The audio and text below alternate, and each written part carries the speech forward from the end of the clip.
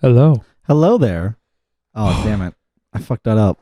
You did? Hey, I didn't say it exactly like the way you're supposed to. Really? You don't understand the meme from it because, like, you're still a normie. You're not a full nerd. I am definitely a normie. I mean, that's kind of like the difference between us. Is like we're kind of like same mindset ish, but like I went full nerd and you didn't. Right. I don't know. I don't get it. I thought whenever look at this place. There's not even one poster of Spider-Man. whenever I hear hello there, I think of Blink. I see. Yeah. I'm See, like even knowing Blink, I still think of the Star Wars prequels. Oh. It's like the gif What? that everyone uses. It's the gif everyone uses when where Obi-Wan jumps behind you and is like, "Hello there." Okay, now it just popped in my head that you're gonna recommend me Star Wars at the end of today. No, because that's too big. Yeah. You're probably gonna get it. Well, actually. that's pretty nerdy. Do you like my thing on the wall over there? No, that's not nerdy at all. I think it's really awesome. It's kind of like hipstery. Okay, guys, it's like this fucking design of a sun, and in the middle of it is a pentagram, and it's all black, like kind of this metal type of thing. Okay, it's more guys, hipster stonery type than nerdy. Yeah, you know what? Go for it. Was that the whole thing? Yeah, that was it. Oh, by the way, you should probably introduce ourselves because you don't know talking for a minute. Yeah, but you don't know what that is. No, that's the Supernatural logo.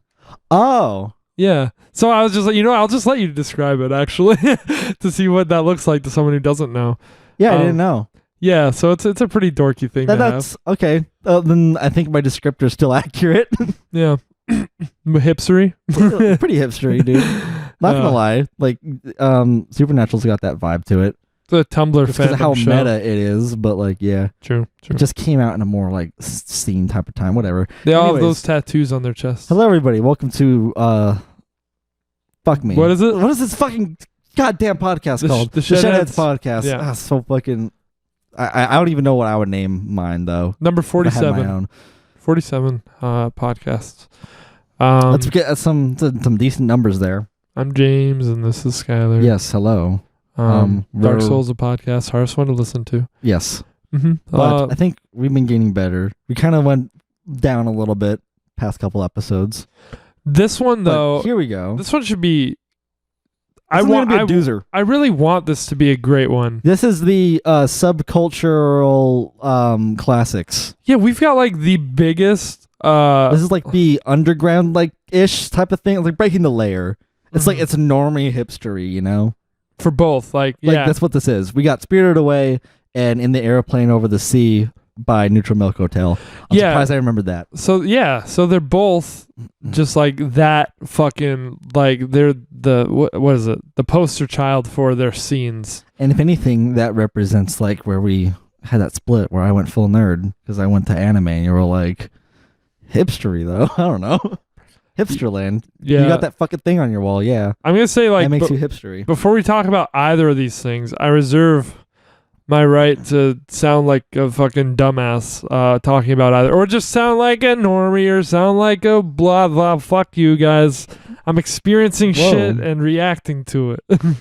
And this is pure. I'm not going to compromise my feelings on these things. That's fine. I'm not gonna. No. I'm not that wasn't lower directed. my standards of what you say, though. No, that wasn't directed at you. It was Yeah, I know. It was anyone who thinks like that you can't get into something once it's reached a certain status, or you're just like, you just like, or you just don't like it, whatever. Yeah, it's fucking stupid. Sure. I need to. I mean, if people are just gonna be like get all butthurt because like of what we say, then like clearly shouldn't be listening to much of anything on the internet. Yeah. Right. But I think we like go into things and discuss reasons why, talk in depth. Right. I was more setting myself up about mine than yours because me I'm just like, I don't know. Yeah. I'll say what I'm gonna say that I think is like reasonable. Sure. And if people have other information and shit, then they can help like share that. But they can't be like, oh, you just don't like it because you're like a hipster or whatever. Mm-hmm. Mm-hmm. Or you don't like it because you're trying to be cool, or you're sucking a stick to try to fit in, whatever, that kind of thing. Sure. Yeah, exactly. That's what I'm saying. But those are the two mindsets I was just addressing. We've been kind of doing that like since like with Meteora and Dark Side of the Moon. Really? Those are some two big ones that we were like, yeah. You Or were. I was, yeah. I saw both. Like I like both those albums quite a bit. I like them, but like I don't think they're great. Is all. Right. That's like the very quick synopsis of that. If you want to hear more of that discussion, then yeah, maybe check that out. Yeah, and I don't know what I guess we don't know what we think of each other's stuff yet. So we'll go. Yeah, I guess that was a quick Just I wanted to say that at preamble. the top because these are going to be two big deals. Yeah. Yeah.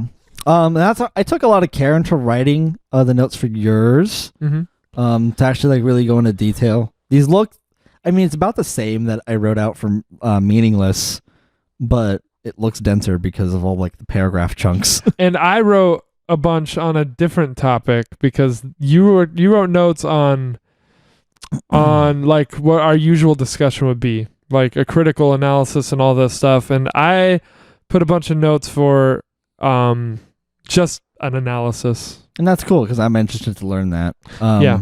And to know more. So are we jumping into yours then? No. Okay. Yours is still first. I was gonna say because Yeah. we could easily transition to yours, so it's like it was quicker, or like we did it more seamlessly.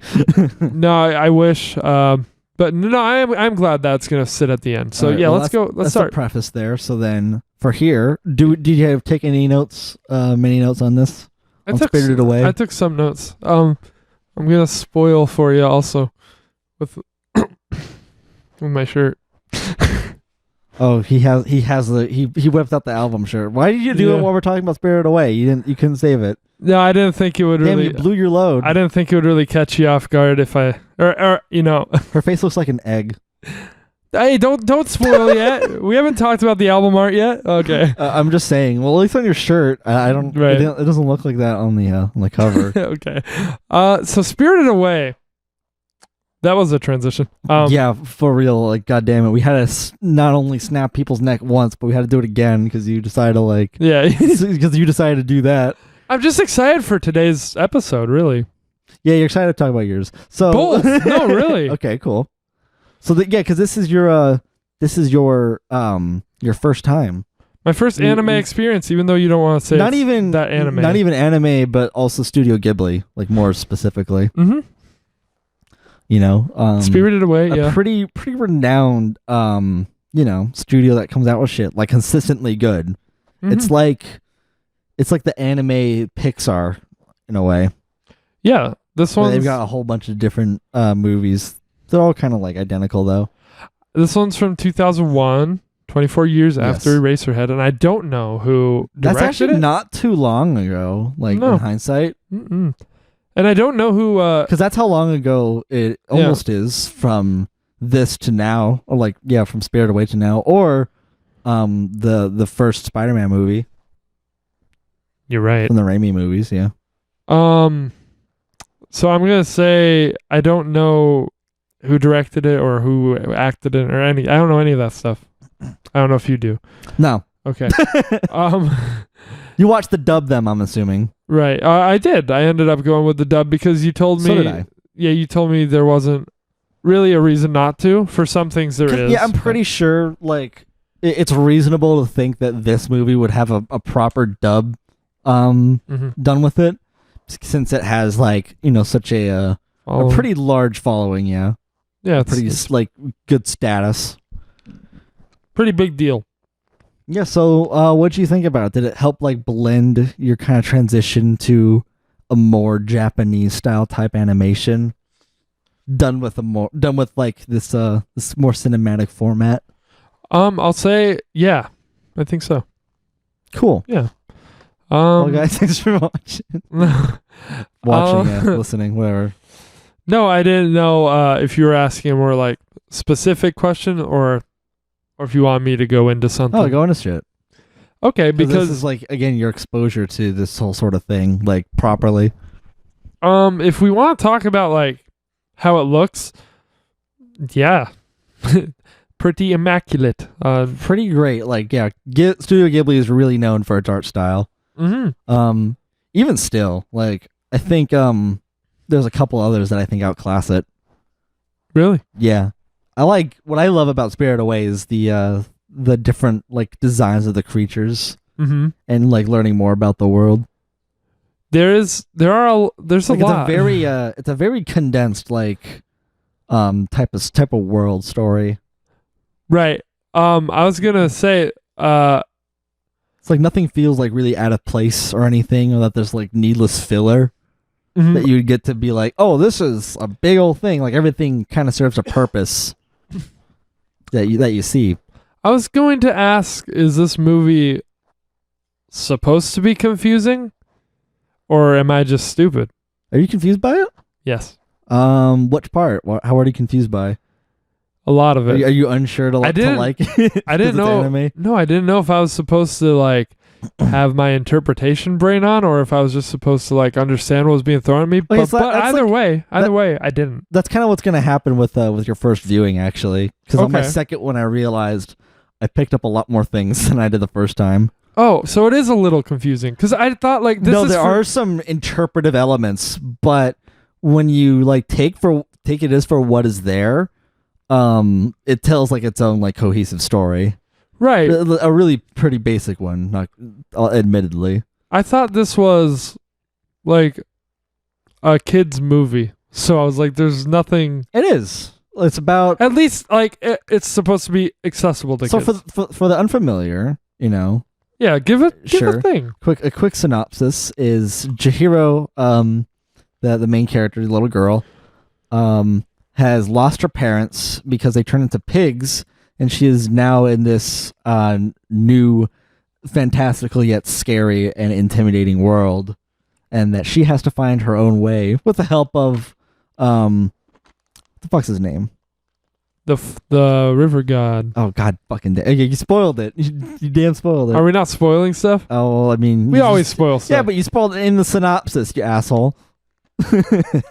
Oh. I forgot his name. I'm awful. It started with an R. He's okay. He no, forgot no, his name his name was too. like Haro or Horo or Hora or something. Haku. Haku. Yeah, it was like a 4-letter H. Yeah, it was name. Haku. Okay. Yeah. So with the help of Haku, who's familiar with the land and all of that, guides her on her journey and all that. Right. That's the story, pretty much. Right. And she becomes more confident as like she gets the help from Haku. And It's a coming of age story, and like yeah, it is. It's about overcoming and also it doubles with like moving to a new place and how scary that can be. With, yeah. like strangers and things like that, especially from the lens of a child. It does. Could you That imagine? seems a lot more like the more abstract telling of that. Because like I thought, okay, so There we go. I'm starting to see like the gears shift in your head where like things are fitting into place. well, no, as it began, and they were like, oh, we're moving from a different place. I was like, okay, so it's going to be kind of one of these stories. Like I felt like that's what is going to be accomplished by the end. And she's going to grow in this way. But then it pretty much immediately has seemingly nothing to do with that. Or it's like more abstract telling of what it would be like Well, yes. to go to some completely new place. That's what it is essentially. Yeah. And yeah, her But parents. it's also like if you want to take it for what is there, the more fantastical element. yeah. It's a story about how she discovered this place, and that is a significant part in her life. Right. And her parents. That is implied that she's looking back on when you like really scrub through the ending, Oh, okay. like later in life. At least that's it's my funny. interpretation. It's funny. I was interpreting a lot of stuff, and then like it hit a point where I was like, okay, I'm wrong. I don't know what is happening. I guess I'll just be along for the ride. I mean that can happen with fantasy stories like that. Yeah, because you don't know if you're like trying to decode something or if you're just like, no, they just made a story, dude. Well, yeah, Right. you should take it for what it is the first time through, and then afterwards, it's like see if there's anything to pick up. I felt like it was telling me something, and then I didn't know as much anymore. What was it? Well, then I gonna- believe I've already helped out a bit. Oh yeah, you quickly gloss over, and her parents turn into pigs, but that's like pretty weird, huh? Oh yeah, well, Um, like that's your introduction to like things are wrong, Like that's how it starts out. Well, first of all, they're acting strange to go through a tunnel. Yeah. Yeah, not a whole lot of reasoning there. It's like, hey, let's just walk through this. I know the moves I want to to see what's on the other side. Yeah, like fuck it. It's like, okay. And then not listening to their child. It's like, okay. Right. But yeah, then turning into pigs is an even much more of a what the fuck type of turn. Right. So yeah, but it's more of a reveal, like not slowly because they start eating on things. Mhm. And then as the environment changes around her is when like that reveal is shown. Right. I did take like my. So it does quite well to like transition to this new world. Honestly, like drop you in. Yeah. And yeah, it slowly gets weirder and weirder. Yeah, because they tell the character, oh, you got to get out of here before like it. You got to cross the bridge before all the lights turn on because it's getting dark. And then it's like all the spooky shit's out in the dark. She meets Haku right away. Yeah, honestly, this like to briefly summarize everything, the story is pretty much Coraline. Really? You've seen Coraline now. You've seen this. No, I need to see Coraline again. This is pretty much like the Japanese style, I guess. I think the way of telling it. But anyway, that's a different thing. Yeah, like girl moves to a new place, finds fantastical world, needs to rescue her parents. Right. With the help of, some friend more familiar with the world. Yeah. It's the same. So yeah, I took some classic notes, I guess, so they're a little scatterbrained, unfortunately. Yeah. But I don't know. I guess I'll just quickly mention, like, obvious for the art. I literally just wrote art, because art, duh. I don't know why. Like, art, duh. I don't know how I'm gonna go into it. Like, there are a couple things I particularly noted loving with the art. Did you notice sometimes how it looks? Did you notice how detailed the fucking food is? By the way, no, but I know that's like a meme with these movies. It's a thing. It's a thing with anime in general. Oh, They'll okay. always like draw the food really detailed. I think just because like I don't know. That's what the culture is like. I thought with like, Studio food. Studio Ghibli, whatever. I thought you're supposed to like see the food and really just want to eat it. Yes, that's the white girl Facebook meme. Yeah, but exactly. That's the case in every anime. That's what I've heard. Fucking Naruto does it. I guess I didn't feel as compelled as I thought I would hearing that meme my whole life, but I was like, yeah, art duh. Food. No, I thought it looked great in general, and I did take a couple notes on particularly like pleasing visuals. Some parts where like it really just felt like the world was alive with like how many frames they animated a certain scene. Well, also just how they paint like all the environments and stuff like that. The contrast from like the freeway on ramp to like the world that she's dumped into. Mm-hmm. I noted the like how much darker it is when our main character. I never really. Also, it drops you like head on in this movie. Mm-hmm. Like it just starts out the gate. Yeah. Like and already the theme is playing too. Yeah. Did you notice the? I'll get there. Thing? Okay, cool. Yeah, but I know the way the flowers moved around them when they walked through the tall flowers. Her and Haku. Yeah. It also utilizes wind very well. Sound design very good. Yeah. Overall, I would say the train through it's almost like the movie's a moving painting, you know. Mm-hmm. I thought every frame a painting. The way the train moves through the water towards the end of the movie. Thought that was just beautiful looking as well. Mm-hmm. But yeah, a lot of great visuals. I just noted a couple. And then I wrote, of course, piano track at the beginning. And then as the movie went on, I was like, actually, any piano track. Any piano track. And the strings too. Just like so good. Yeah, it's the recurring motif. So good of Chihiro. I love it. I love it. That's blended with Haku's motif at the end of the movie. It's adorable. Mm-hmm. Art when movies take music into consideration. Art and music, I'm totally on board. I guess is a thing to thematically and theatrically nut to. Mm-hmm. It's no unpopular opinion there with loving that stuff. I I couldn't really understand Spider-Man. What? Now I Who's get Spider-Man? the grandfather. If you were gonna say Peter Parker, I would have slapped you. No. The grandfather? Yeah. The old dude who gives her a job. He's a spider. Oh, Man. yeah. He's a man spider. God damn it! Why'd you say that? I fucking forgot his name. Yeah, I don't know. I remember their names when like I'm watching it, but afterwards it's like, oh fuck. But it said that I was really I'll get to that, I guess. Wait. they Okay, did you were say- confused by Spider-Man? They did say it was her grandfather, or he said, I'm your grandfather or something, but maybe not literally. I don't know. So I was like, her parents are pigs and her grandfather's a spider. Spider pig is somewhere in their family tree. Nice. That's good. Yeah. Just a retelling of Charlotte's Web. Yeah. And then like I took a bunch of notes on like what I thought was happening with themes. The themes. But yeah, I guess this is where I'll bring that up with like, because this was the spider dad thing was one of the Spider Dad. he was one of the examples of this. Like the characters and their personalities, kind of their identities, kind of seem to be like fluid at points. What does that mean? Or maybe I'm just confused. What does fluid mean? Like What do you mean by that? what did I write? The tall lady in pink and the boy who initially helped her out seemed to like swap Haku souls or and- something. Like, am I wrong there?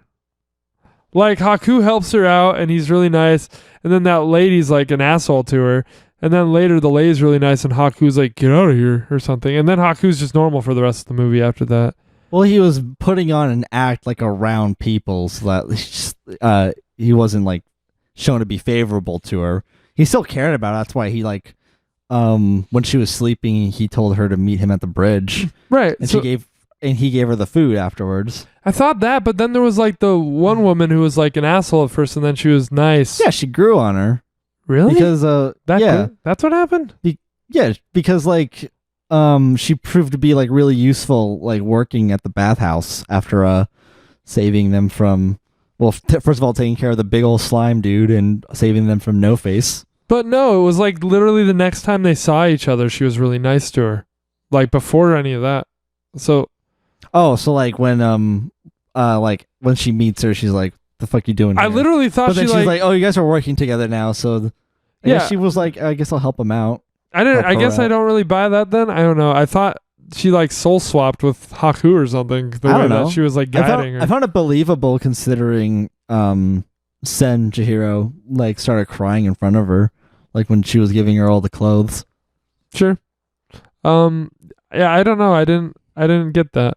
And maybe Haku being harsh at her was like, ease up on her. But also the yeah, I said a lot of the characters are like callous and then very nice and say something relating themselves to her, like, I'm your grandfather, or Haku says he's known her for a long time, which we find out why at the end. But Right. yeah, like the spider granddad guy, like he's an asshole at first and then he's just like really nice and he's like, I'm your grandfather, and it's like, what?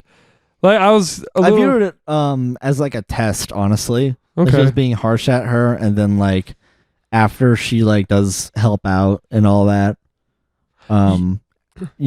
Yeah, I don't know. My mind was like, is there like fluid identity shit going on here? Like, am I really supposed to turn my brain on that much for this? I'm not like completely sold on the grandfather, admittedly, but like I did view it as a test. Sure. Like, and then as soon as like the woman shows up, he lightens up. Mm-hmm. So like I was deciding at first, like it's about losing / changing / finding your identity, and things that change someone kind of, because as this character adapts to this new world, new place, and I just know it. Yeah, she's moving in the beginning. Getting a new job is usually a big change in someone's life.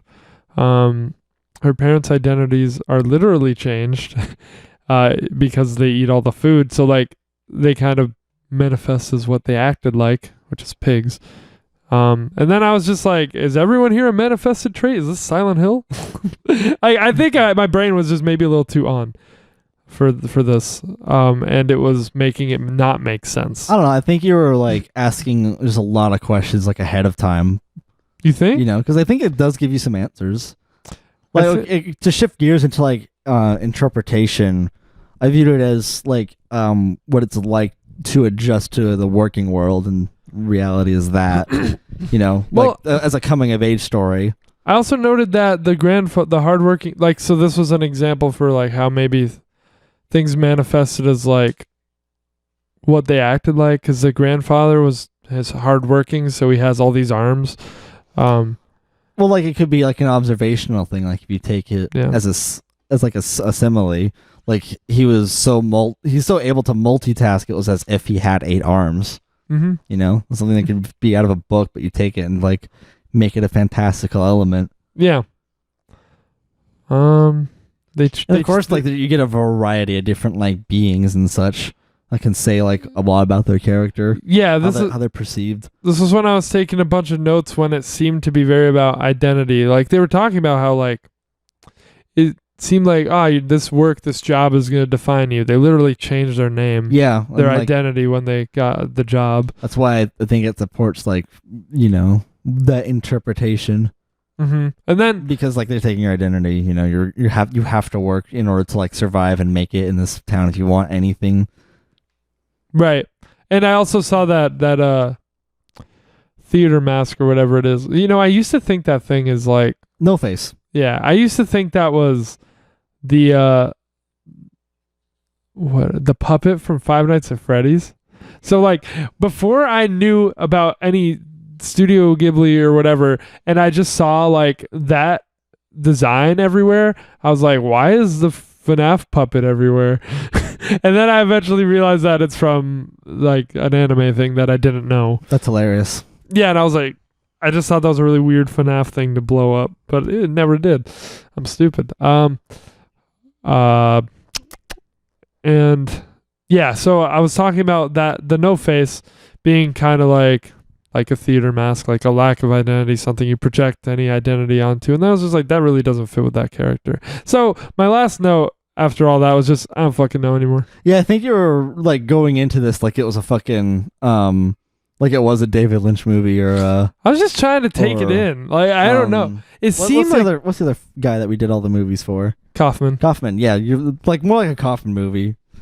Yeah, I don't know. I didn't think I was overthinking it, but like I said, I reached a point where I was like, there's a lot to take in. I'm just gonna like just not try to just watch it like a fucking fantasy story. Yeah. Yeah, I didn't like take No Face, you know, too seriously. I was just like, oh, he's a timid friend that, you know, has the darker side, but Chihiro like accepts him through it, and that helps him to grow as a person and find his place too. Yeah, and even it's just kind of like a drifter. Even if it's not this like deep interpretive movie, I'm still like a little confused just because there are so many characters, and like it seems like some kind of like stream of consciousness. That's something you would say about a David Lynch movie, but like stream of consciousness. Yeah, no, like it seems like a stream of consciousness. It does. There's like Denny's. kind of just like a lot of events that happen in a straight line instead of like not everything seems to be connected until the end, I guess. It's just like then this happened, then this happened, then this happened. It's like that kind of storytelling, always in a forward motion. Right. So I felt like I'm kind of wondering what you're saying though. I got a little like it felt a little muddled at a point for me where I couldn't keep up with everything that was going on, like because there was that like giant garbage monster at one point, but then that just kind of happened, and then it was the sludge dude. Yeah, it was just a customer that was like, yeah, but he turned out to be, you know, a spirit. Yeah, I guess so. And then like, and if you take a look at it like through like a theatrical lens, it's like he's carrying a lot of junk in him, Yeah, that's a what I lot was of thinking. dirt, so that could be like represent like someone's struggle with all the crap that they have, like all the luggage and shit. Yep, I absolutely thought of that. I didn't write that one down. I figured that one is more literal. And then taking it literally, it's like, oh, well, Chihiro helped him with that. And then with the theatrical subtext, it's like, oh, it gives new context of how she helped him. If we're taking a look at that, though. When you say theatrical, or do you mean the like subtext theoretical, of it. or do you mean No, like theatrical? interpretive of like, Oh, okay. Yeah. Okay. What was I gonna say? Something else, like stuff. Another thing that just happened was like, oh, she's in a room with like a giant baby now. I mean, yeah, giant baby. Yeah, like, do I gotta explain that to you? There was that one, and then giant baby. Yeah, who was not allowed outside, and then I like that little line of just like, no, you're sick because you're not ever going outside or whatever. But I don't know. I guess, yeah, my mind was convinced there was some kind of idea that was trying to get across, and maybe there wasn't. I think that's reading it a lot into it. Because the thing I thought was, oh, fucking hell, that scared me. Was like the baby was like, oh, I can't go outside because like it's an infant. Like, of course it's gonna think like that. Yeah. But or it's like being afraid of unknown shit. Like, it was afraid of germs. Oh no, I definitely think her saying like you're sick because you don't go outside or whatever. I think that was not something I looked too much into. I like that line, but as far as like, oh, this serves a bigger thematic purpose, that's looking too much into it, I think. Yeah. Yeah, what was I saying? At one point, Haku turned into a dragon. I guess I kind of missed that. Yeah, he's a dragon. Yeah, I guess I kind of missed when that happened somehow. He's a dragon. Well, what do you want? Like, I didn't know who. I was like, why does this dragon matter now? And then I just like was like, oh. She says like, oh, it's Haku. He's a dragon. Yeah, but I didn't know his name yet. Like, I was. What do you mean? She says the name. They say it. Like, I'm pretty slow with that. I never figured out what her name was. Oh my god, it was Chihiro, and then they changed it to Sen. Yeah, I already have trouble remembering names from movies, and names that are like Japanese names that are very unfamiliar to me. I'm not gonna remember. Okay, sure. Yeah. So ain't the movie's fault though. They say it a lot, and every time they say Chihiro, it's like, oh, what a pretty name. Yeah. Did we see him turn into the dragon? No, we didn't see him turn into it. And like, to be fair, I do think that's a fault of the movie. Okay. Because I do get why it's confusing, but she does say like, oh, he's a dragon. Like, they give you that much at least, but it's kind of lazy. I was like, what? It also is pretty common for like Ghibli movies to be like, oh, they're beasts. Yeah, they can change to dragons. Yeah, I can change into this. I didn't know his name yet, and I missed the transition, and like I was. So I just looked up Haku because I had a suspicion that he was the boy, and it was like, oh, okay, yep. And then the funny thing is, when I looked that up, it said Haku, river god or something, and I hadn't revealed that in the movie yet. But I didn't know it hadn't revealed it yet. I was just like, oh, I guess I missed that. Like, I felt like, yeah, I was at a point where I just felt like I'm apparently missing like a lot of stuff. To be fair, I do that too when like I'm reading guides for a game where it's like, oh, you unlock it here. I'm like, oh, I guess I missed that, but I realized I already did it. Yeah. Or something. No. Or I didn't need to do it yet or whatever. It was just not revealed yet. And then when that happened, I was like, oh, okay, that's how he's a river god. I guess I wasn't supposed to know. Shit. Yeah, did you want to bring anything? Oh, I was just going to say, like generally, it's really common for Ghibli movies to be, fantastical in their nature. Sure. And oftentimes characters like change or represent something and shit. That's also just kind of common of like, Japanese media too. That coming of age stories, battling fate, that type of thing. Mm-hmm. I kind of figured. Honestly, I'm happy that I watched this again. Good. Did you watch The Fireflies too? No. Oh, you forgot. Okay. I forgot. Damn it! I said I was gonna do that. Yeah, you're like, I'll watch that after Spirit. I'll watch that sometime soon. I'll watch that very soon. Someday. I have a date in mind. I'll do that. Cool. Yeah, I don't know. I guess my next note was about the end because it said she had this bond with Haku because he's a river spirit, more particularly the spirit of a river she almost drowned in when she was younger. Yep, and the river saved her life. Yeah, saved her, and he couldn't get back home once the river was filled with concrete. So, And that makes a whole lot of sense. yeah, yeah, Like when you embody someone, because Haku is her guardian angel, like throughout the movie. Like Yeah. he helps her out and often at a point gives her some tough love, but Mhm. it ultimately helps her to grow and be, a confident person, which you see throughout the end of the movie. hmm Of course, it got like I heard that line, and my thematic brain was like, "Am I missing something? Am I missing something about environmental damaging?" I mean that too, just like a little part of it. Yeah, Like that's all done subtly, like it's presented that way. yeah. But And yeah, that explains like how he forgot his name and all that. right, exactly, because he couldn't get back home. I did like that reveal.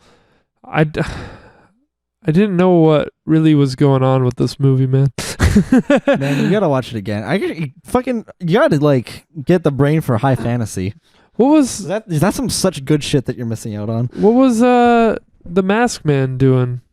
What, no, No Face? No Face. What do you mean, what was he doing?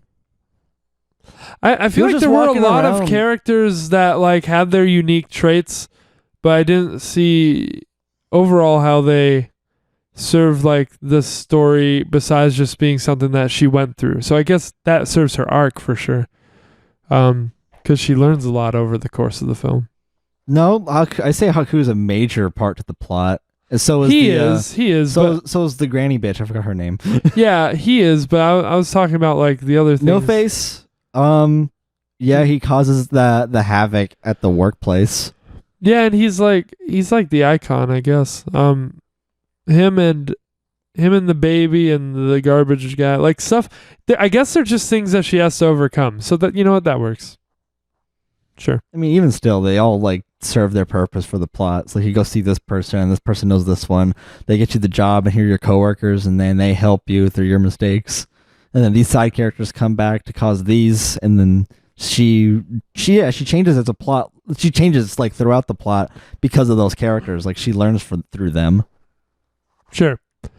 I was I guess a little overwhelmed, and I do think another watch could help that.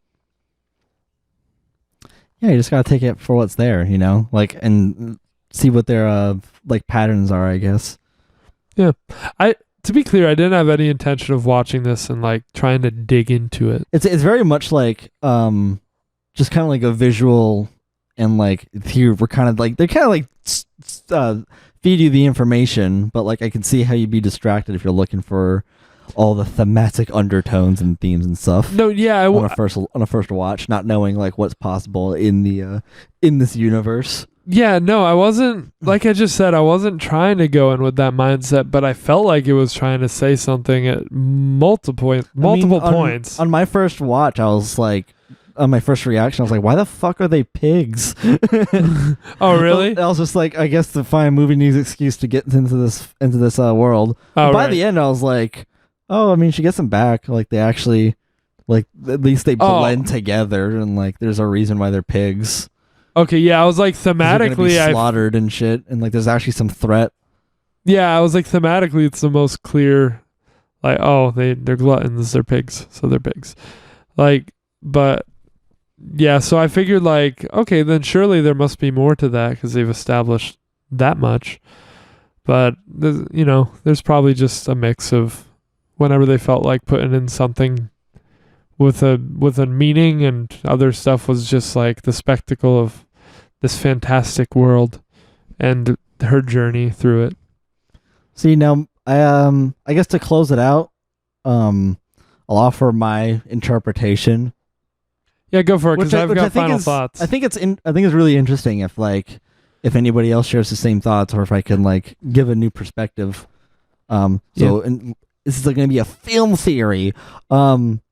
So yeah, it's obviously this is a coming of age story and all that, and like what it's like to go through the workforce and to survive in this really harsh world, especially for someone with like, you know, a good heart, but is overall incompetent like Chihiro. So like that part's all the same. We keep that like nothing is different from outside the movie or anything. The interp starts with when her parents turn into pigs, and you know, with this whole like you get this whole journey like started because of that, and then you're back into the normal world.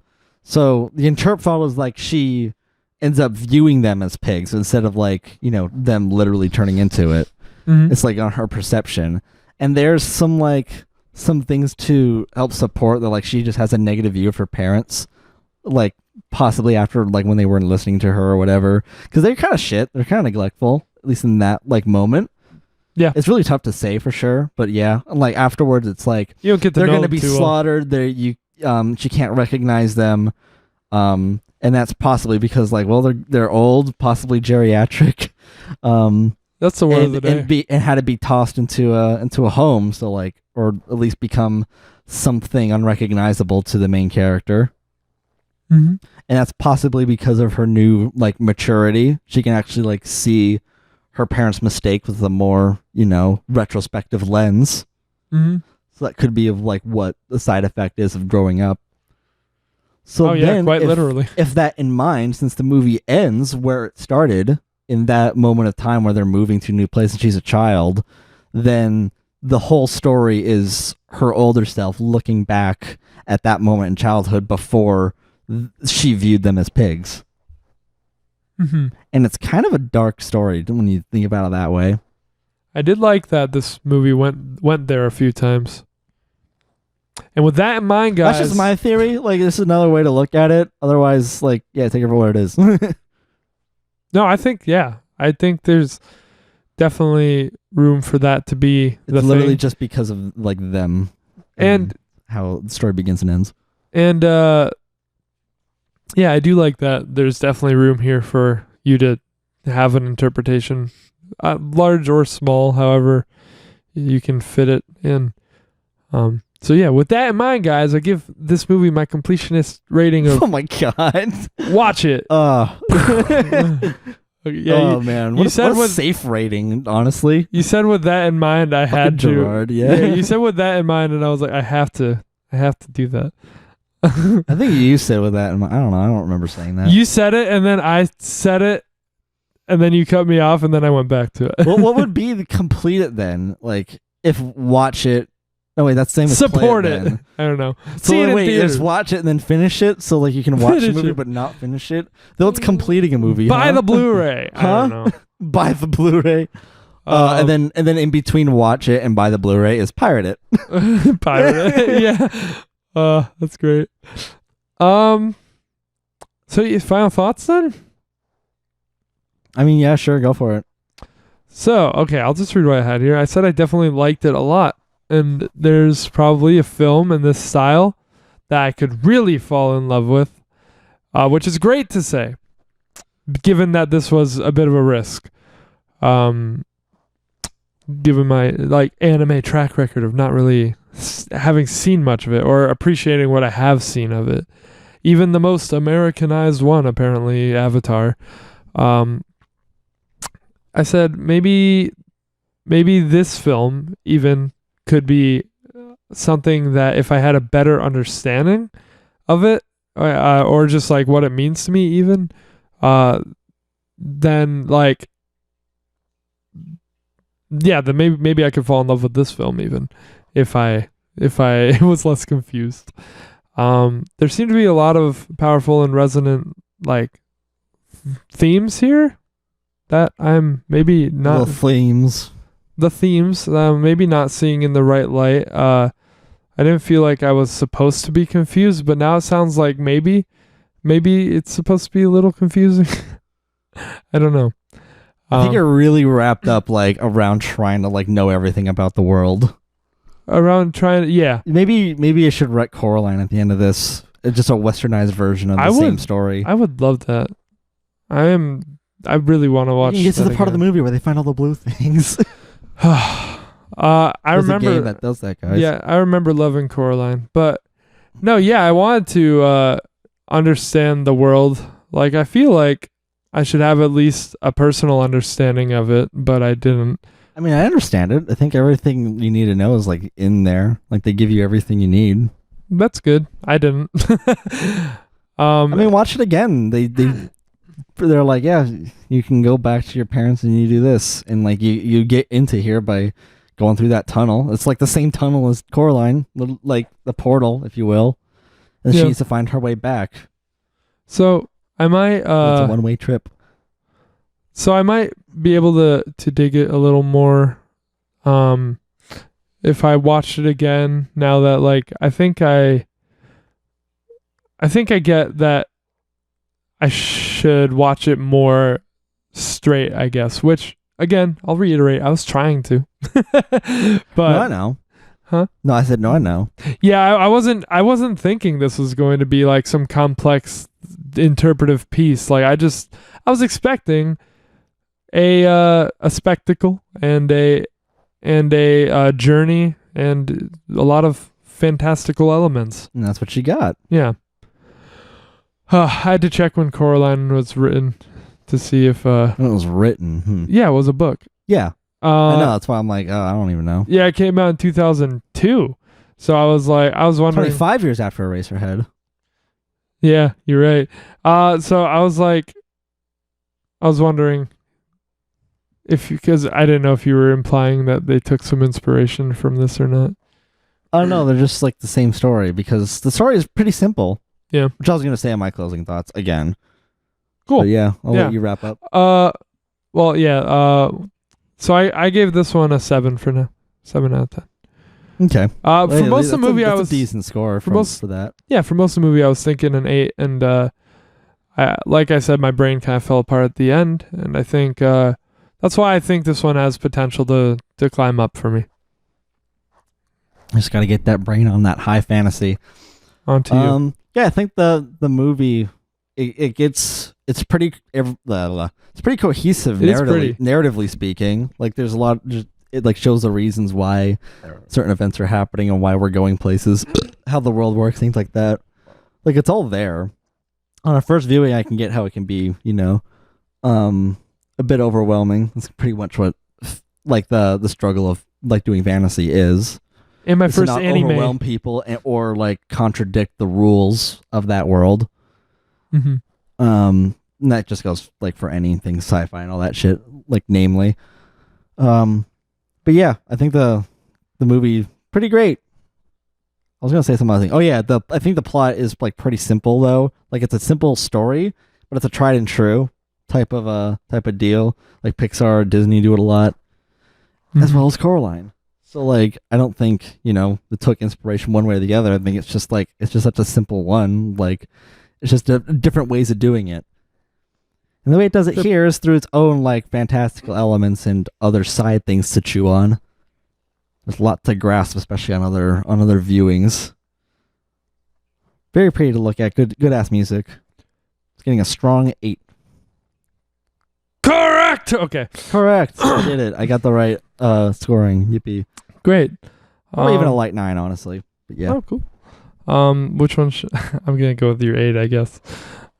That we did it. We talked about Spirited Away. Now the door's open. I just think it's pretty solid. So it's like, yeah, I don't know if I added a whole lot, but I may love a film in this style in the future. So the door is open to have you wreck me more of that if you so choose. I don't know. You probably get really lost in Ponyo and Howl's Moving Castle, but I really love Howl's Moving Castle. That was my favorite of the Ghiblis. Okay. So far, I haven't seen all of them. Cool. Is that it? Oh yeah, that's it. I'm done. On we go. Onward, upward, and onward. Yeah, you've been lost as fuck in Howl's Moving Castle. Oh, that shit's crazy. His house can move. His castle can move. Wow. I already hit the button. Yeah. Yeah. Well, guess what? I'm doing this to you because you did that to me earlier in this podcast. Oh, what did I do? Yeah, we were like, oh, let's talk about Spirited Away. Hey, check out the shirt I'm wearing. Oh, yeah. Okay. It's a tube shirt. I got a tube shirt, by the way. A tube shirt? Yeah. The tubes. Okay. Yeah. So I guess we both did that. We both found an album. It's not an album though. It's a band shirt. Thank you. Yeah, but we both found an album by a band, and then like fell in love with that band, and then bought a shirt. Yep. Yeah. So, Neutral Milk Hotel in the Aeroplane over the sea, the mythical. 2000. No, it's not. You just vomited words at me. Shit. I'm convinced that meant nothing. I just said the name of the band and the name of the album. Yeah, but what if nobody knew that and just came in at this point as a timestamp? Oh yeah, but They're just like, okay, that's like you just shuffle the word. It's gonna make sense. It's gonna played random word generator and got that. Yes, so quite an album that you had never heard before, and I am also new to. Yes, we're both new to this. And welcome to the Shedheads podcast, where we're new to things. We're new. We're noobs. So yeah, I've told you I want to do a big ol' different style of thing here today with this one, and go into analyze mode. And mostly I wanted to hear your interpretations on this. But before we do that, we will do our normal shtick with the review and musical analysis process, mostly led by you. Okay, sure. It was like, I mean, I guess, because like we could like intersperse it throughout, but yeah, my notes do not really take the interpretation to account. Sadly, okay. Yeah, that's good. That's so we not have both. Because I wouldn't. Because here's the thing. I wish I had more time with this. Okay. Not even another listen. I think the 3 I did was fine. But like more to like write on it and actually like sit with thoughts and stuff. Sure. So I'm not terribly like proud of these notes. Okay. I just want to get across that and things I say about it, like, you know, I try to distinguish like what is taste and like what I think are flaws of the album. Mm-hmm. I'm not trying to be a hipster or be like, oh, I listen to like Petter shit or like something more intricate or whatever. Mm-hmm. Not that. I try to take like what is there and like, okay, based on what is happening here, how am I evaluating the experience sonically? Mm-hmm. Through my own lens and preferences when included. My only two notes that aren't interpretation related are the year the album came out, 1998, and that Stephen Colbert digs this album. So that's pretty neat. Wasn't Colbert, dude. He would. I don't know. Yeah. Yeah, let's see. So yeah, I don't have a whole lot honestly to offer with lyrics and that kind of thing. But if you feed me shit, I'll happily like discuss it and learn more about it. But I kind of just went through this as a listening experience. Oh, wait, so you because I couldn't glean a whole lot from lyrics, honestly. Really? Yeah, I even listened to parts where I could. I'm like, what the fuck? Talk about ovaries on fire. Okay, so I totally thought like you would have something for me because you always seem that's why I also wish I had more time with this. Yeah, you left most like David Lynch movies with or Kaufman or anything that's supposed to be seen as like, oh, this is really weird and interpretive, and you always had something for me at the end. So I thought like you'd be able to put something like that together for this too. Yeah, but movies are a bit different than music. Yeah, visual medium. Like that, honestly, it even took me a while before I can even like give you anything like comprehensive about interpretations afterwards. I would need like a good amount of time like in between to like think about shit. Mm-hmm. And that's the case with this too. It's like I don't have a whole lot. There's some things. Like I have some leads. Okay. Do you think this is a concept album? It's absolutely. Okay. Because it's not a doubt in my mind. This is a concept album. It's okay. Because it's not decided. I mean, I agree with you, but it's not officially, I don't think. Well, what is a concept album? Right. So go for it. People want to argue semantics, but sure. All right. So I guess that's it for the preface. Okay. Yeah. I mean, In the Airplane Over the Sea. What a name. I don't fucking know. Sure. We'll see how much I add to this. Honestly, I feel as though I feel as though it's a bit pretentious with its names. Really? A little bit. I'm getting that kind of vibe, but I'm not like immediately calling it out. Okay. I don't know. I just think of like there's a lot of abstract shit happening here. I don't know. I'm not like immediately willing to pull that. It's just like a little unsure. Yeah. Usually I like to learn more about something before I throw that word at it. And well, I'm not throwing it at it like definitively. I'm just right. kind of have that vibe about it. And say. I did learn like something or other about Jeff Mangum, the lead singer, and whose name totally looks like Magnum until you hear it like said out loud. And he's definitely an interesting dude. So like it's kind of like the way when you hear David Lynch say really weird shit and you're not like, oh, he's pretentious. You're just like, oh, he's got this weird ass mind. Like right. And like that's kind of more what I glean from Jeff Mangum. And the way that his lyrics come about. They kind of seem to come from a similar place. It's of just more like dreams and weirdness, like David Lynch. A hunch type of dealio. Yep. Because like I'm not gonna act like I haven't like indulged in some weird named shit. I'm just like, Sure. Because also couple it with the album art. Mm-hmm. I really dig the album art though. Yeah. Like, I see it everywhere on people's Topsters. I guess most people dig the album art. That's where I see it at least. Did you want to start with the album art? Yeah, sure. You're wearing the fucking shirt. You want to be like, oh, let's talk about the album art. Yeah, what's on her head? Huh? What's on her head? I feel like it's pretty obvious, but it's apparently not to a lot of people. Pancake. Her head's a coconut. You actually know what it is, right? It's a coconut. It's a plate. It's a mask. Okay. It's nothing. Do you not know? It's an egg. You know. It's an egg. You know what it is. You've never sat down and tried. People think it's a fucking potato. It's a potato. It's a potato slice. You can't tell what that is? It's a potato slice. Really? I don't know. It's a drum. It's a tambourine. Like it's a really thin tambourine. It's a drum head. I don't know if it's a tambourine, but it's a drum head. Yeah. Yeah, I think it's a tambourine. You can kind of see the little symbols or whatever. They're like the tingles. I don't see them. No, I see like lines through it. It's very small though. Also, a drum head would have like notches around the side, but like, sure, I believe that it is. And they may very well be doing a. I thought it was more symbolic. A Nazi salute, may or may not, given this album's themes. That's true. There's a song called named Holland 45, 1945. Yeah, and a lot of other stuff. Key figure to mention that, but I'm not gonna do that till we've had you go through your stuff. So, yeah. Well, my notes go through the entire album. Yeah. Okay. Iconic album art, mostly just because it looks nice, I guess. Again, it's so cultural icon. Yeah. That's my new fucking Mucor video SAE type of fucking word to throw at you. Okay. Go for it. All right. Well, this is an interesting album. It is. I'm just going to preface that. It's probably not as eclectic as you would expect. But I'm just going to say I don't really get it. Okay. I don't get how like it's not super super popular.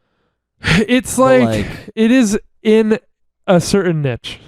Yeah, and I'm like, this interesting. You know? That's kind of like my takeaway of it. Mm-hmm. What the fuck was I gonna say? I don't know. Damn it. So it was again in the introductory type of dealio. Mm-hmm. Okay, I completely dropped that thought. It's considered a psychedelic indie kind of. Oh yeah, I was saying album. honestly, I'm you're I don't know. Like you built it up to be like, oh, this is like the most interesting thing I've heard. I think a whole lot was going for it. Yeah, but I tried not to. You were going kind of both ways, like, oh, but like it's not more elaborate than what you're used to. No, it's not. I kind of had this build up of like, oh, it's gonna be interesting because like we pulled up like the instrument list. I told you, which helped out actually. I told you this isn't more elaborate than Streetlight even. No, and you were right. You're right as far as the arrangements go. As far as musical instrument choice, maybe, but But yeah, as far as arrangements, well, musical they use a lot. choice, yes, They use a lot more exotic instruments for sure. A saw, exotic. but- I'd say I don't know about exotic. I'd say Exotic. like fucking bottom of the bin. Really, They're kind of trash instruments, though. really. I mean, okay, that's not saying I don't like how they're used. Okay, I actually quite enjoy how they're utilized in a lot of parts. okay, cool. But like, if we're talking like if we're placing instruments on a tier list, Okay, singing saw, you fucking joking? that shit's cool as The shit. fuck is a xenophone? That sounds like the fucking alien. Oh, it's not even called a xenophone. I just named it that. Xenophone. Fucking bagpipes, accordions, like D tier, easy. Oh man, the bagpipes. No contest. But we'll get to that. Okay, yeah. I do enjoy that, but overall we're gonna kind of experience a mixed bag here, folks. So without any further ado, I'm not really. Yeah. Okay. The King of Carrots, Part 1. King of Carrot Flowers. That's the thing. I guess that it gives me that vibe because there's like a couple songs where it's like Part 1, Part 2. King of Carrot Flowers, Part 1, 2, and King 3. of Carrot Flowers, yeah. Yeah. And then you have Two-Headed Boy, Part 1 and 2. Mm-hmm. But like, I guess it's fair because you do have this recurring motif, Mm-hmm. like idea of the guitar and vocals Right. throughout. So I guess the continuation of a song later. But you Sure. got Part 2 and 3 on separate tracks. Like, huh? Why? Parts 2 and 3. Yeah. But anyways, Part 1, starting off with a fairly pronounced tone acoustic guitar. Like I couldn't help but notice that it was a very wide sounding guitar. Like it sports a surprising amount of bass tone for it. So I don't know if he's doing anything different, like recording it or type of guitar. This But one, I just noticed it was a very strong type of. it's not double tracked though. No. There is later for kind of a contrast, but this one's just that acoustic guitar. Yep. Boo, Playing boo, boo, Pretty boo, sure minor boo. chords. My ear isn't that good, sadly. I don't But think you get so. like really. No, it's not. It's kind of like Hollowy kind of sounding chords. No, because I know how to play it already. It's just F, B flat, and then like there's C. in Right. there. I guess it's because it's pretty low. Like it's sporting a lot of low tones. Yeah. Like that's my point, I guess, that I noticed more so than your average acoustic guitar. The double vocals gives gives the note a unique quality, like as if it's an effect.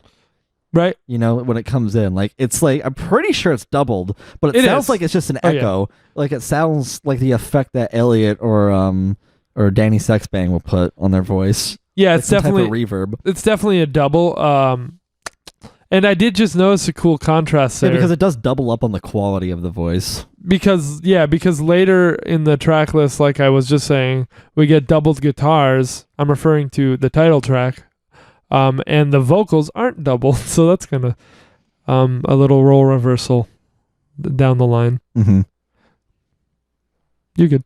Yeah, and I said, I this one had to be quick because the song is only like a minute, so I only wrote like a few sentences. But like, so here we go. It said the xenophone sound with the Ringo style doubled vocals makes me think more of a shanty. Strangely, Did you say Ringo style? yeah, because he kind of sings like Ringo. Oh, huh. But at least in this doubled effect, I don't really know it's, what Ringo. it's way less so throughout the album. But when he has this like doubled effect going on, it's really more of a nasal mid-range type of deal. Oh, his voice is all nose. Yeah. Yeah. But yeah, like I don't know. It's like if you remember the White Album, how Ringo sang in that. Not really, but Yeah, you suck. Okay. well, I know like he sings not very often, so Well, I can't okay, picture. put this back to back. Like play, like think of this and then play "Don't Pass Me By." Noted. And how he sings there, it's identical, but this one makes me think because of the xenophone, which is like I think giving a bit of a layer, like it's just holding out notes. Right. Kind of sounds like a cello. I think I don't know.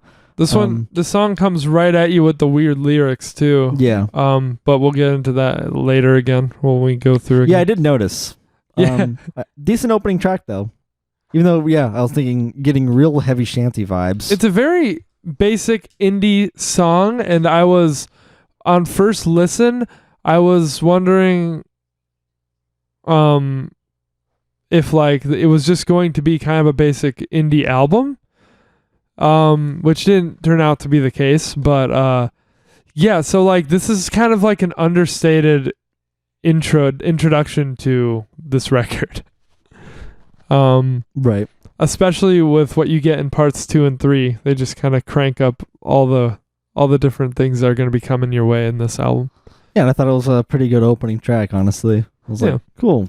Let's see. The bagpipes are already being used here too. Oh, I guess that's what I call the xenophone then. Oh, okay. Then maybe I'm wrong. I don't know. I don't know. I was just noticing like, that kind of particularly bagpipes, but yeah, I don't know. I was just noticing like, that must be those. Yeah, huh? I just never noticed before. I was like, those are instruments. They picked all the obnoxious instruments. Can I just say? Okay. No, like the fucking singing saw, the fucking like keyboard thing you blow into, which we call the xenophone. At least right now, this has a different fucking. It's equally like dumb name. Zithozophone or some shit. Doug Dimmadome. Zithozophone or something. Zithozophone. Zanzithophone. Okay. Zanzithophone. Like what a fucking. God damn it. Who came up with that? Like, kill them. Then you get all the fucking weird, gross high brass and then bagpipes. I think it's definitely like a production choice for like the feeling that this album gives. I know, I'm just being harsh on it because like those instruments are like trash and you take them by themselves.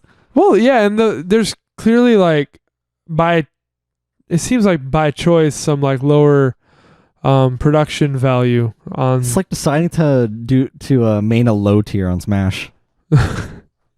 Cough. I wouldn't know anything about that. on the production, what I was just saying, this album has like those vibes, and what I've realized is like some of my favorite albums like ever kind of have that really like kind of more sloppy production, like, you know, think Pinkerton. Right, and this is where pretty much or like early Streetlight. This is kind of where the split is where at least how we enjoy this album, because I know you prefer that when things are a bit, you know, a lot more raw. Mm-hmm. Type of sound, less production quality. Like that's why I love the first Streetlight album too. Well, that's not why, but that's a factor. And I'm more leaning toward things that are more cleanly produced. Right. Not overly. There's a huge difference between that and auto. Yeah, you don't want like John Feldman, like Blink-182, new Blink production. That's a little far. I think I got like a pretty decent like meter for what is and like isn't over like produced and all that. You do dig Pinkerton though, so you must just like those songs that much. I think it does a lot for the production quality, like given what it is. Same thing with Maladroit too. That was not the greatest, but like I don't know. Even then with Streetlight, there's some like there's some things that they're doing, or like the Catch-22 version of Keys. Like make it not obvious, you know? Huh. I don't know. For me, it's like that sound is pretty integral. It makes it sound like you're hearing it in a room. It's like what music sounds like in a room. That's what the preference is. Yeah. Yep. Okay. Sure. Like, that's what I mean. Like this is where the large split is going to be in this discussion, because that's what's going to come down to a lot of the time in these notes. Cool. Okay.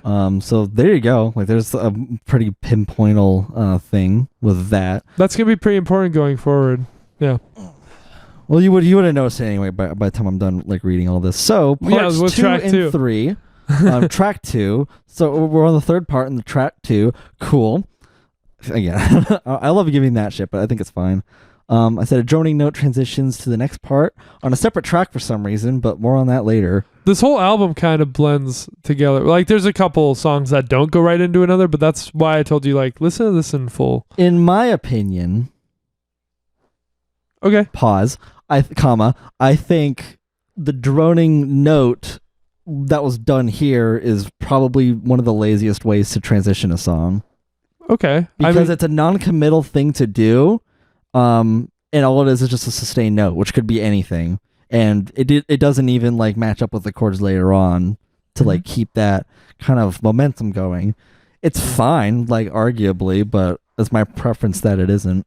Okay. Like, or whatever that sentence meant. that was dumb, but yeah. I'm going to say I'm not hot or cold on it. I think it's cool to keep the to keep it flowing. I'm not considering like if it's lazy or not. I think if it can do it like in the middle of the album, then like sure, it can be like a bridge, but like in the first track, and the fact that it goes into a separate track with just a droning sound, it's like it's gonna be the same track. Sure. I don't get why, but okay, yeah, keep going. I mean, I guess maybe because they're both short, so I don't know. It's hard to avoid lyrics on part 2 right here. But maybe there's no notes about that. There isn't, Okay. surprisingly. I know there were wild lyrics. I can't grasp it yet. The musical elements in this opening segment are rather bare, just a droning note with rather abrasive vocals that are especially heavy in the treble. And the banjo. Just shouting about Jesus. Yep, there we go. And this is a record. This is a record for any recommendation that you give me where I had to stop. My vibe was harsh and I was like, okay, what the fuck, James? I knew Because he's it. just singing about Jesus Christ. And I'm like, please stop. I have neighbors. What did you... Jesus Christ.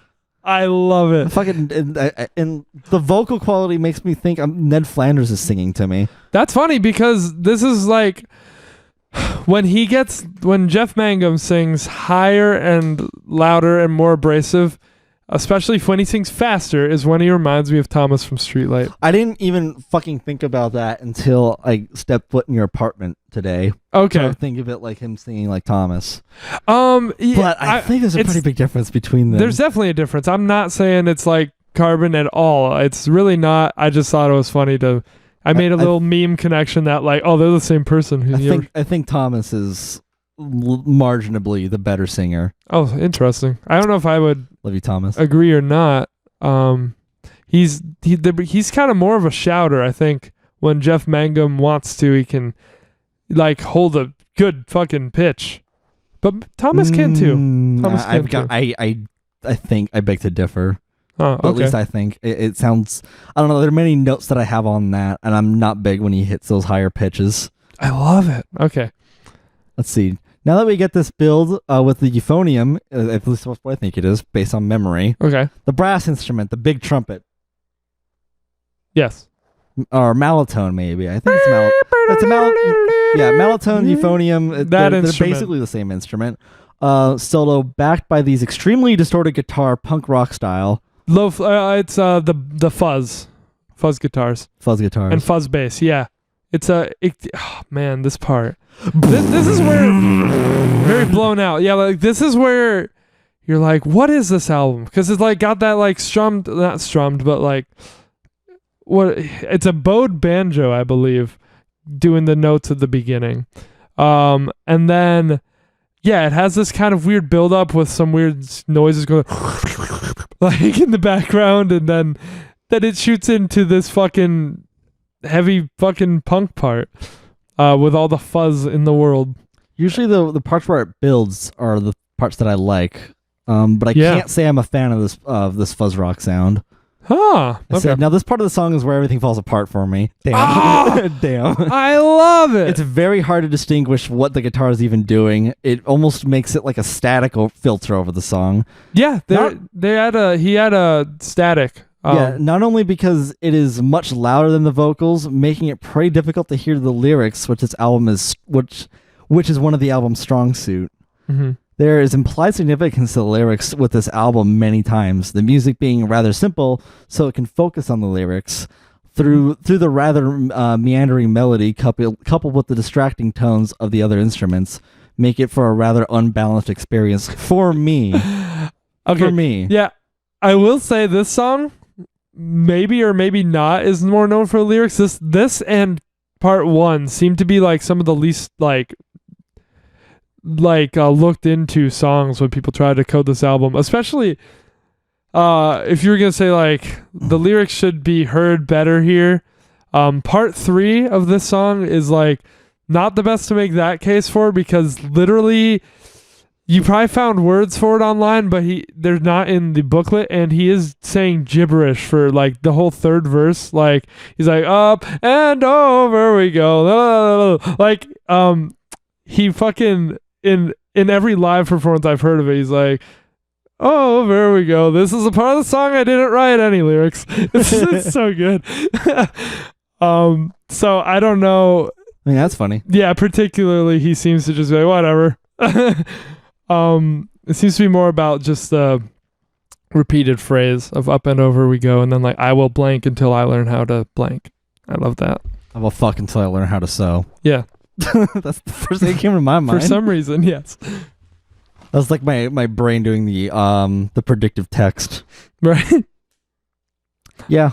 Okay. I said all that. I just fine. found this track to be just kind of tough to get through, honestly. Overall, because like no part really did it for me. Like the note in the beginning, him yelling about Jesus Christ, and then more like just static in my ear. fair, but this song hypes me up like nothing I get else. that it could because it sports like a really fucking fast drum beat. Yeah, and it has that punk rock rhythm. And that transition just gets I me just think going. this distortion is a bit too much. Sure. There's like entire albums that sound like that out there. It's like it's very much a style thing. Yeah, and like metal, I can't get into those type of styles because I can't distinguish what's even happening. Sure. I mean, maybe if you're like, on the drugs, whatever the drummer is on, then you can understand like all all the shit happening. Oh, right. But Yeah. like, I was like, believe it or not, Mangum wrote this album when he was sober. oh no, I meant in those death metal bands. Not here. Okay, yeah. Yeah, it's punk rock dudes. They're just on fucking Adderall, like Yeah. some baby shit. Right. Is that all you had for Yeah, that's all I had for this track. Cool. Which was actually like a decent like chunk paragraph. Like that was that. Yeah. Okay. So At least so no, far. not in the airplane over the sea. The title track. Yeah. This one's one of my favorites. So Yeah, the song opens up immediately with acoustic guitars and vocals, a pattern in this album. I find the chord progression and melody a bit lackluster here, but when the singing saws come in, it makes the song come a bit more to life. Huh. Giving a more ambient type sound included with their pitch. I absolutely disagree with you about the melody because I find this song to be so fucking fun to sing for some reason. It's really fun to sing, but I just found like listening to the melody, I was like, I can kind of predict where this is going based on the chords. I think the jump up to the chorus is just one of the most satisfying things to sing. And I do enjoy the chorus. And the little run he does, me, like all that. The chords, yeah, I warned you ahead of time, like most of these chords like could be played after first year of guitar, as Fantano put it. It's fine, so can Weezer stuff, and I love them. Yeah, this is you can apply that to literally anybody. This is a G, E minor, C, D.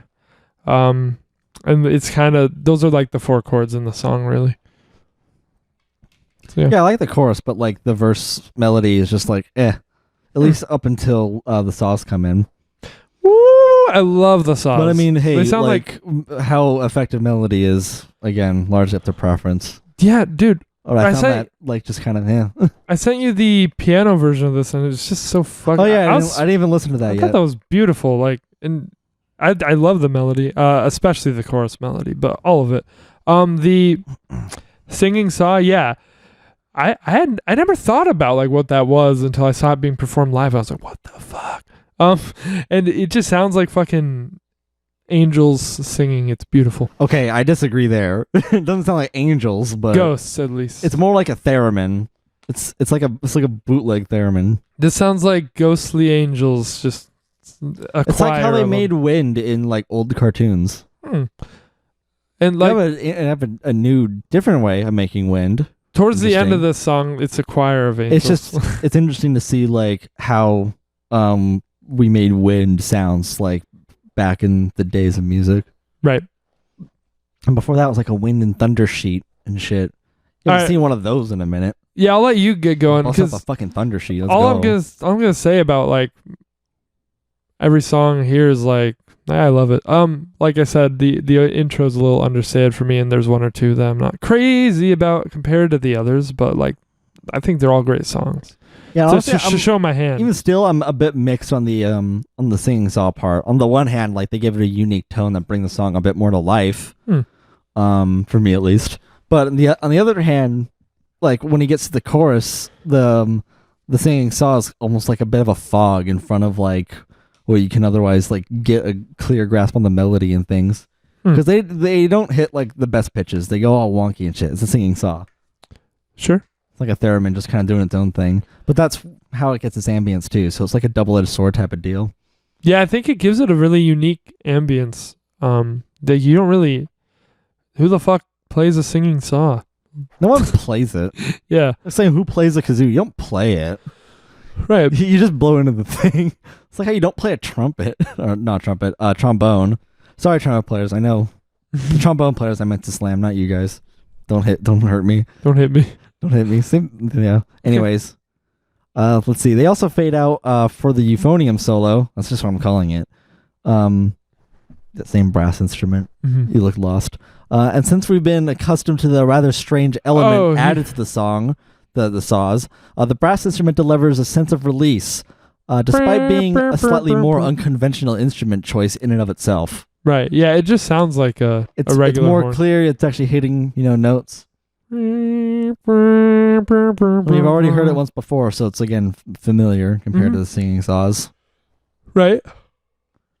So pretty decent break. Overall, I think it's a decent track. And then there is that part after the bridge where the saw is just kind of like like there's a lot of squeaks going on and he's just like going ham on the saw, I guess. Not doing a melody with it. Mm-hmm. Yeah. Sweet. Yeah, there's some there's some added like wilder shit near the end, but that's like it's just the close of the song. Cool. People are gonna do that. Especially Love it. One of my favorites. It is the biggest track I think from the album. So track 4, Two-Headed Boy. Two-Headed Boy. So yeah, I can gather that you're not gonna like my favorite parts or the belting like parts of this song. Yep.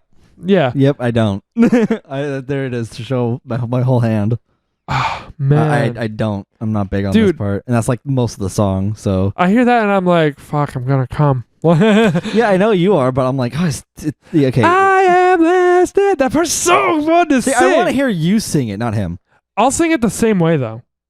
Oh, I'm make gonna your voice sing all raspy. I'm gonna I don't have the raspy voice, but I'm going to like do that jump into like I'm not gonna like not mute, but like the only difference is most people like save their voice and he's just going for it. I think the jump is fine. Yeah. Like again, like that'd be like stupid to say. But you think his voice is too like nasally or sharp? I'll get into it. Okay. Opening with acoustic guitar and vocals again. Lol.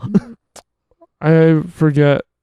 Yeah. Two-headed boy. I've got no particular issue with the melody itself, but rather the quality of the vocals. I find them to be rather abrasive, rough, and what feels like grasping for the higher notes, which often holds for extended periods of time. Again, when he goes high like that, he sounds like Thomas to me. Not exactly. I think Thomas can hit those high notes better. I don't know. It sounds like it's the same like shot out raspy vocal performance that at least my mind registers it as like the same kind of thing, and like it almost bums me out that my voice doesn't do that when I try and sing like that because I can't sing it like him. And that's where and then I say, I mean, he has a powerful voice. Here are these people where they hit those high belting notes, do it well, and then like you go, oh, I like his voice. I'm like, okay, that's fine. Yeah, I hear power. I don't think it's as clean as these other examples, but it's not as clean, but it's like this is where the power and the passion emanates from, like for me, like that's what is so like resonant. Right, that's how you connect with it. So it resonates. It's what resonates with me, like hearing fucking Rivers go on Pinkerton, like that's like some of the high point of that album for me is when he's just going ham. That's a bit different than actually like holding out like higher notes, Yeah, no, he's like just, if Jeff Buckley was like lost his voice in one of his songs, I'd be like, what the fuck? Sure, that man is angelic. Like that's part of the quality of it. This isn't the prettiest voice. Plain and simple. No, and I simply do not like it. I do not care for his voice. Fair. And that's just what it's gonna boil down to if we talk about it more. Is like, oh, well, I like the raspiness. Oh, well, I don't. I knew a lot of There we go. I knew a lot of this album would come down to the voice, kind of like a lot of people with like Elliot. But here are some words too that I think are descriptive of it and why I don't personally like it. Okay. But yeah. Let's see. With that in mind, the song is fairly repetitive and makes me feel fairly tired of the voice by the second half of the song. Huh. First half is fine, like I guess, but then afterwards, it's like this is going on for quite a while. It's not that much of okay. Here's something I discovered. It's not that much of an issue with headphones. It's mixed rather dry to counteract this and make the song a bit more controlled. However, with speakers, it automatically gives the song acoustics by the nature. So his voice, coupled with the more static dynamics, make it much more difficult to listen to. Okay. That shit cuts through the air and will echo in your room, like when he's holding out those high notes. And it just even amplifies like the rasp in his voice. Mm-hmm. So headphones recommended. Unless you love that. Yeah. Unless you like really want it to be loud, but I just found it like, oh god damn it, like my neighbors are gonna fucking hear this. Oh man. I do like this though. I found it to be pretty harsh through speakers. Headphones, it was less so. No, I mean I like what's going on with like I guess that I don't know. I feel like that's cool. I love this aspect of it, and you don't. Yeah, it's fine that you get the enjoyment out of it. No, yeah, I think it's a cool kind of thing. I figured you would. It's not my cup of tea, though. I didn't know that you had this clean production preference because... I mean, it's not like even that much so because like it can still be done, you know? Where Thomas yells or like when Rivers goes like fucking grunting and shit. Yeah. Well, there's like... There's like a line, you know? Sure. And oftentimes he's also off pitch when he's singing too. I don't think so. There's a couple times where it's like, did he hit that note? There are times he doesn't quite hit. I would think like... I don't think in this track, like specifically. I'm talking about like generally. Sure. He's mostly on pitch, I would say, but not all the time. I'm not going to make that claim. The melody of this actually, for some reason, makes me think of like Nirvana or something, just something grungier, like the way he sings Two-Headed Boy into that that progression. It's a G to a B, I think. Yeah, it's a G to a B, but they're both major, so it like gives it that tension. Two-headed boy, and it's like the B major. Yeah, again, I'm fine with the melody. Yeah. Like, I got I was just making a comment. I think I just like to put it like, you know, amply. I think I wish I was hearing Frank Turner sing the song. You can hear a lot of people sing these songs because a lot of people have covered them, and I'm gonna probably cover the title track soon here. So, yeah. Well, look at you. Look at me. Look at me. Is that all you had for this one? Yeah. Okay, cool. Probably my least favorite track on this album, so at least that's out of the way. Okay. Huh. I really love the chorus melody. In the dark we will take. Again, yeah, I said that before. I said I like the chorus and the way he pronounces some words, namely its melody. It's like really interesting, but I kind of love it. Play, sing, yeah. Also, the way I say this later in my notes, but the way he does that, it reminds me a lot of Roger Waters. Huh. Okay. But he's got a really tough voice too. Recreate. Well, it's the same way as that. What you just did. Okay. Well, like he's kind of nasally but throat. Okay. You know, and like pronounces words a lot like, you know, off kiltery. Dude, you can hear it in parts of the wall. Mostly in Final Cut, and that's a lot of the reason why I can't stand Final Cut. Is his fucking voice. It's just too much. You must have noticed Mangum's fucking weird pronunciations later on the album. Chased. Oh yeah, I was wondering like what the fuck is he saying in a few parts? He sounds like chased instead of chest, or like Christ. Oh yeah, I was like Christ. Like, oh god damn it, what the fuck is he saying? And there's a few big ones, but I'll just probably mention them as we get there. All right. Yeah. So the next track, The Fool. I put all the instrumental. No, I put all the titles in bold. You know.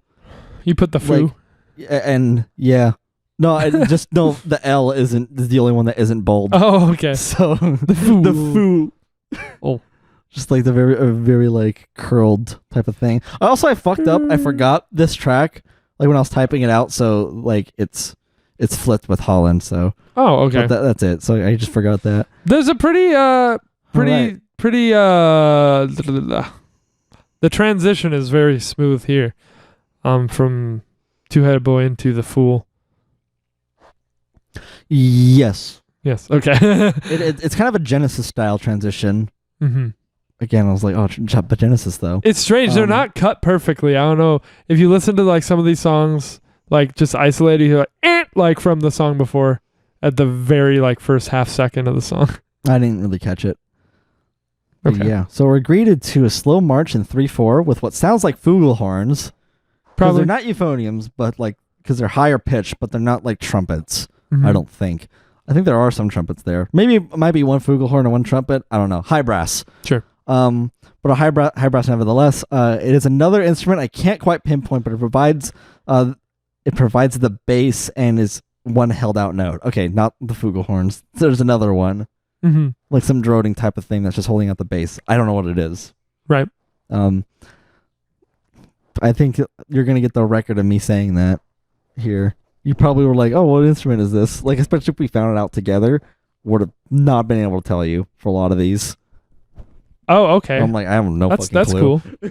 That's pretty cool. Like, That's I don't know rare. what it's not. I like again a lot of these like with the brass, it's like approximates. Would you have just known that was a saw if you heard it?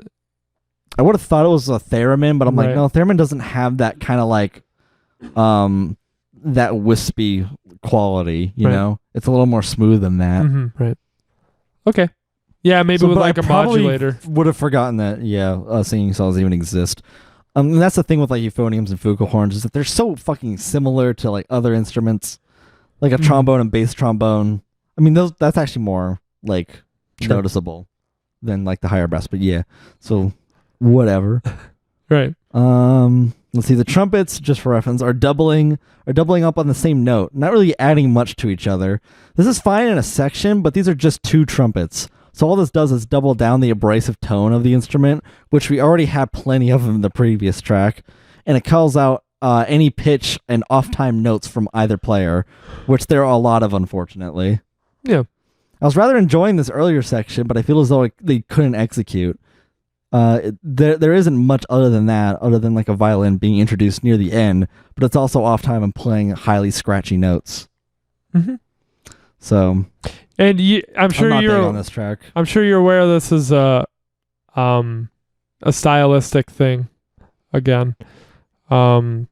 Especially like I'm not quite sold on the trumpet thing because that's like, I mean, no, not playing like perfectly in time. yes, or like on pitch. Yeah. Well, I think there's a lot of that like dissonant, abrasive, like not always hitting like the right note. Like, you know, they could have recorded it as much as they wanted. Okay, to. well, like, it could have been like a stylistic choice, sure, Yeah. but that doesn't like change the fact that they are out of pitch and off time, No, it doesn't. But which for me causes like and as a listening experience. yeah, so some people aren't gonna like that, and others will bask in it for whatever reason because we're fucking weirdos. Yeah, like But- again, it's like it's cool that it's a stylistic choice, but that doesn't excuse it, you know. Yeah, it doesn't mean It's like, you're gonna oh, dig it. my third grade son playing trumpet is the stylistic choice. It's like, okay, but that doesn't change that. It's like it's your third grade son and not, you know, an actual trumpeter who's got years of experience. No, Can but hit, like really good embouchure. no, but for some of us, There isn't good embouchure in the trumpet either. I forgot to mention. But for some of us, will like the character that you get out of that. How it just, it's not really what you're used to hearing. Yes. 'Cause most people don't put something out there that isn't polished up and played correctly and all this shit. Again, yeah, it's fine, but Yeah. like if it's stylistic, but bad technique is bad technique. Sure. Like you can like the buzzing sound of, you know, guitar or bass, but that doesn't mean that it's in good embouchure. Right, It's you still might- flawed. You Hitting might with piano if it's off time or you might hitting wrong notes. you might purposely play a song on a detuned piano as a choice. Right. Right. But with the honky tonk piano, the thing about that makes it like a more of a choice is that it's consistent. Or detuned guitars. It's consistent in its quality, you know, and repeating that quality is what is what solidifies it, because repetition legitimizes whatever the thing is. Sure. And with wrong notes and off time, that's going to be very random. Same thing with embouchure. Okay. Yeah, but the abrasive nature. Like if you buzz the note on a bass or guitar, even like on every third note, as like a contrast, then that can give it, it legitimizes that then as a motif. Sure. Yeah, the abrasive nature of this album is something that some people are really gonna like about it.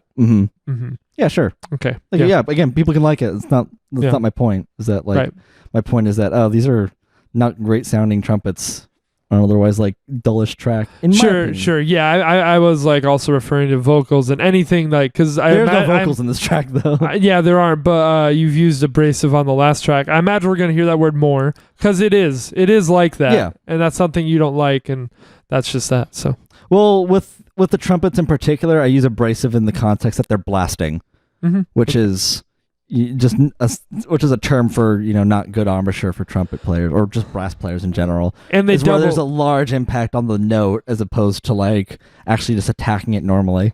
And they doubled up on it to make it more abrasive, which to me that I don't think those two instruments, like two of them, like really match up with each other. Yeah, to me that solidifies it as like just kind of an unconventional choice that is going to make it sound more like, oh, why'd you do that? Why'd you double up on that sound? That but it's very possible that it would sound better with just the one trumpet, or maybe with another instrument like being supporting that note.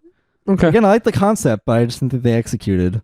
But later on, when they do use similar instruments, I think they killed it. So, all right. Again, I'm taking it case by case.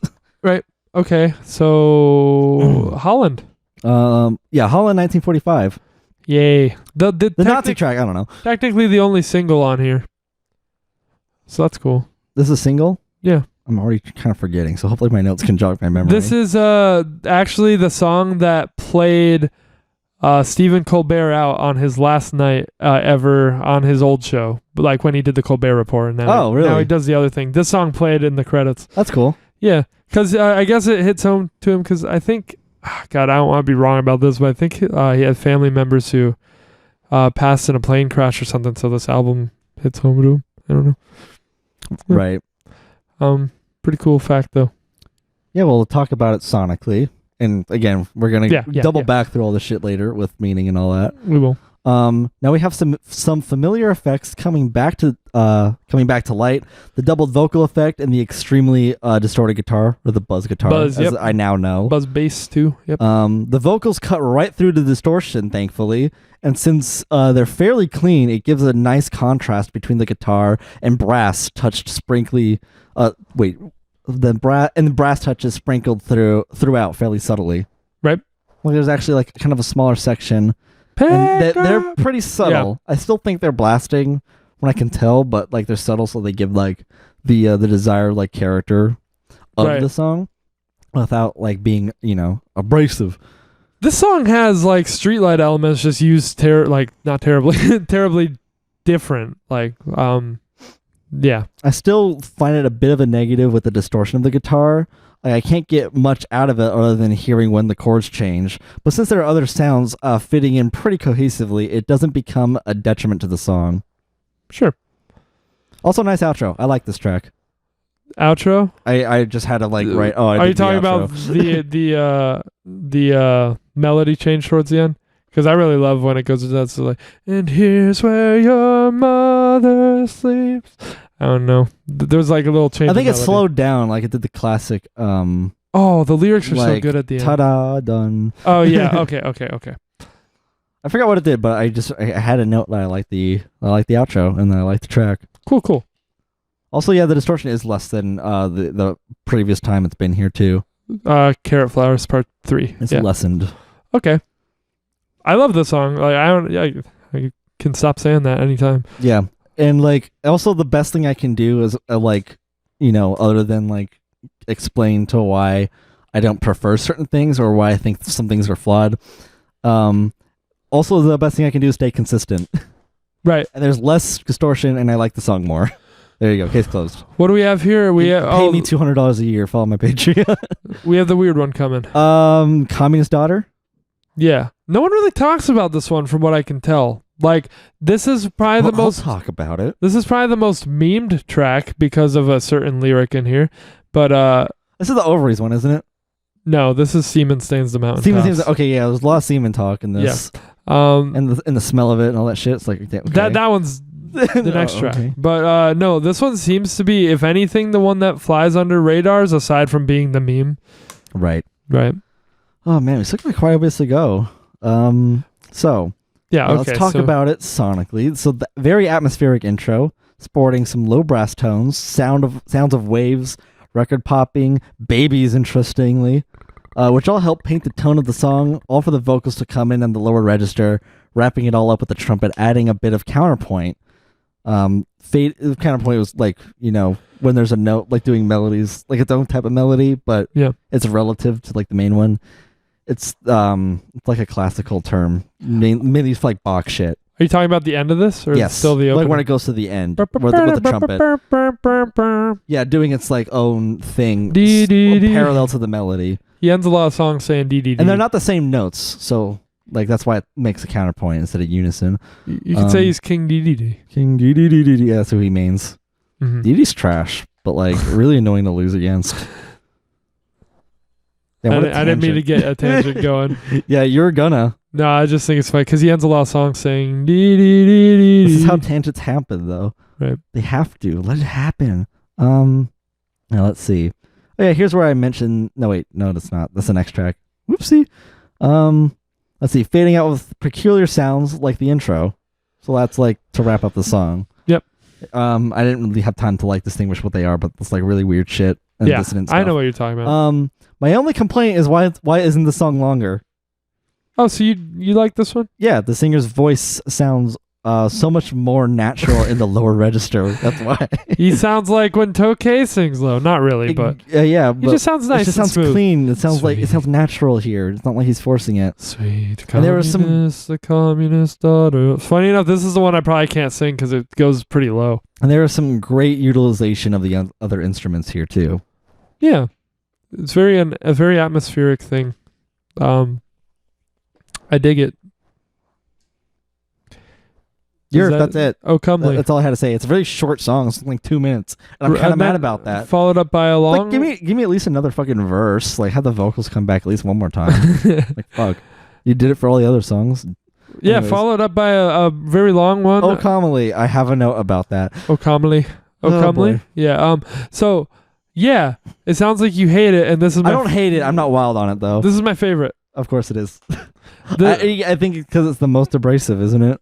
Or it's like no, you get a bit of everything. It's very, very, very lyric based. Oh, that's another attribute. This is it's 8 minutes. It's kind of the same melody over and over again, but like it's a story. Like, and that appeals to me a lot, especially because I think the melody is strong, especially the chorus. He's always great with those chorus melodies. This is another one where like the whole fucking appeal of this is when he shoots up into those higher notes, and like, so it's just so fucking funny how opposite we are here. Because singing this, it's so fun to get to that point where it's like some pretty bright and bubbly. It's so fucking nice. But your voice, I don't know. Like, okay, I was gonna say something like real fucking heavy, but like your voice is cleaner. Okay, I dig that more. That's not heavy. Doesn't have to be. Like it can still be clean but heavy. No, you said you were gonna say something. Really no. I changed it. Obviously, okay. That wasn't quite what I was gonna say. Okay. But yeah. All right, well, I guess I'll get into it. This Guys, is what Pretty. He says Pretty, and he Pretty. says pretty a lot That's throughout right. the album, but he always says Pretty or Pratty. That's like, right. Pratty. Yeah. I remember that. Yeah. Mm-hmm. All right, guys, get ready. This is gonna be. It might be a bit rough. I'm going elbow deep. Okay. Also, I didn't draft these notes, so this is very like kind of scattered shit. So this track opens with slow acoustic guitar, which makes it have a more sustained bass, making it a little more muddy, more ominous, if you will. Mm-hmm. Very ominous. It track. doesn't take long for the vocals to come in, which quickly go up to the register we're familiar with by now. Yeah. Which also brings up the tempo, which is a nice touch. Regularly, the vocals hit these high notes, and with the placement of the lyrics, give it a very off-kilter feeling. Again, it sounds like he strains and really has to reach for those higher notes. This wouldn't be much of an issue if it were used sparingly. However, he holds them out for fairly long, pushing to reach higher. Oh, are you... Dude, this guy's lungs are a fucking, like... He's got airbags. I get down that it's there. a feat of itself, but... This guy never takes a fucking breath. I'm kind of there just like, okay, that's cool. This dude's known You can sing. for not taking a fucking breath. And it is hard to sing entire lines of some of these. So are you talking about when he goes way up to like the say what you want to say? No, like not those that parts? part necessarily. Okay. Because More like when he just holds out those notes for a very long time. miracle, like he does that and then hey. I'm kind of just like, tone it the fuck down. I'm trying to listen to the other shit happening. Man, I'm trying to listen to the nice guitar. there's just a guitar in this one Yeah, I don't know. I'm just like, for most of maybe it. even if it were mixed lower, but most of these like are more of an issue with speakers than headphones. I just realized something you're definitely gonna comment on and not like. But Probably. yeah, go for it. Let's see. Yeah, the slide upwards, while interesting, doesn't connect for me. It doesn't. I don't think he did it poorly or anything. It just seemed like an attempt to build, and I don't think it went anywhere after. I think it's bombastic and kind of it catches you off guard. It caught me off guard. Like it kind of is a sudden mood shift. Fucking hang for your hollow ways. It gets pretty intense. I don't know. I really dig it. Again, lyrically and vocally, sure. Okay. But like everything what else were you included is the referring to? guitar staying the same.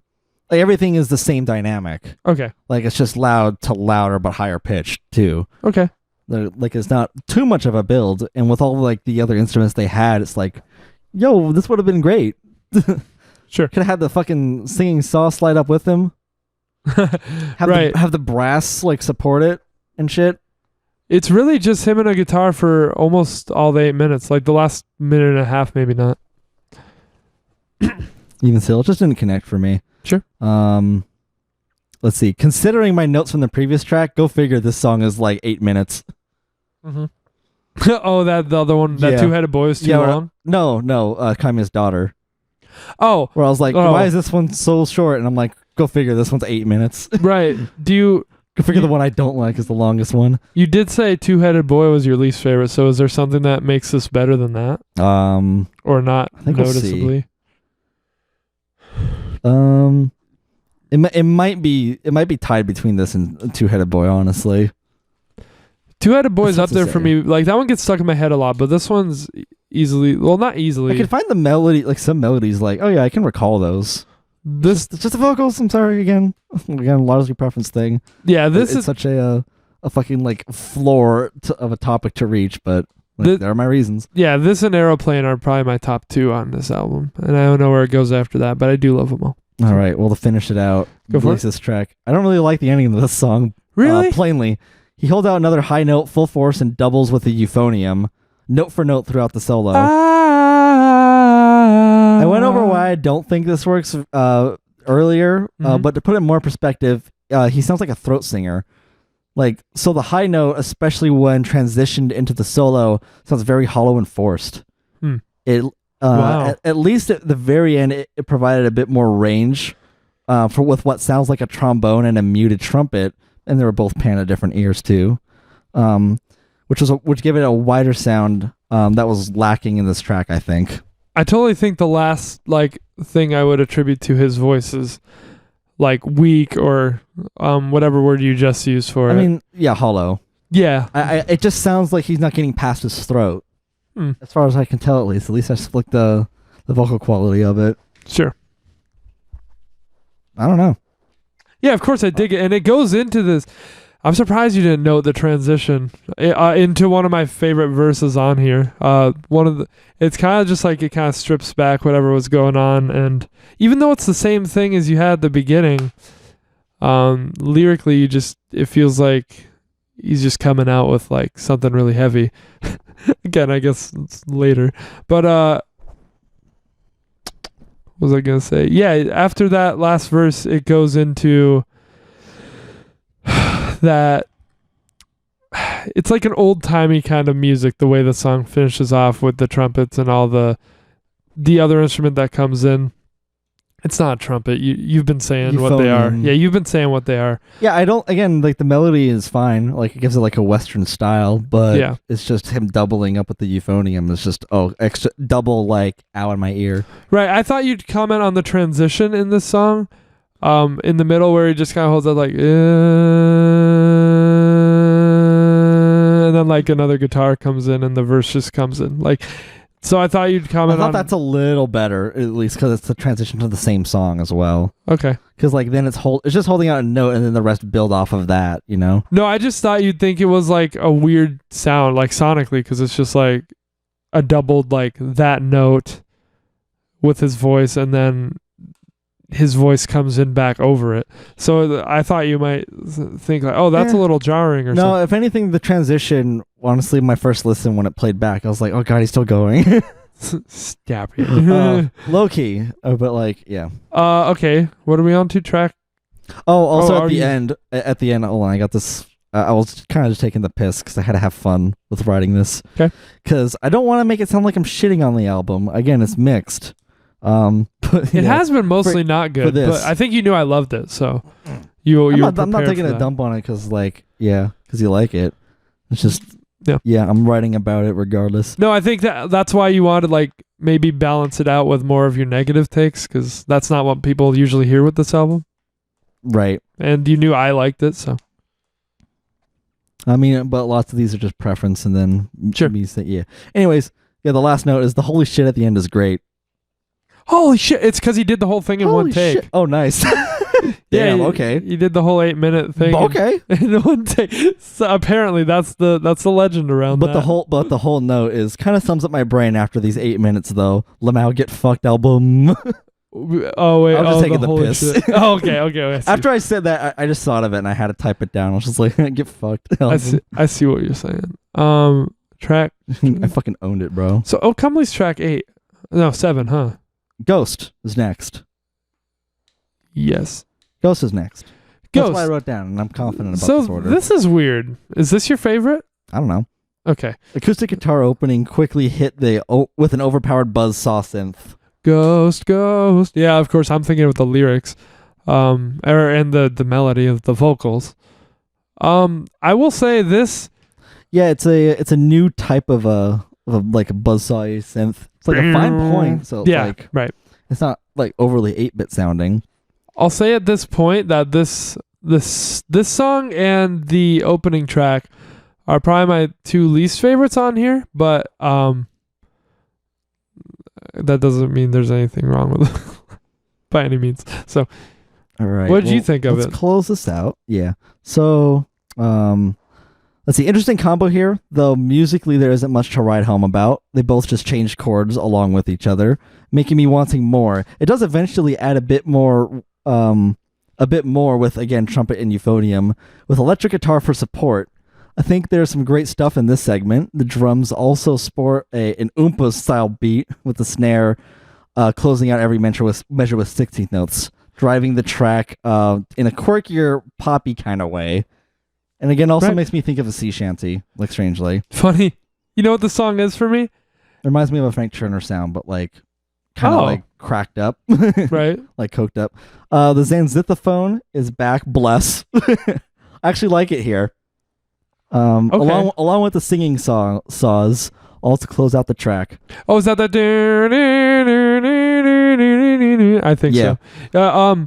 Overall, I kind of like this track. There's enough to elevate it for me to enjoy listening to it, but largely in segments.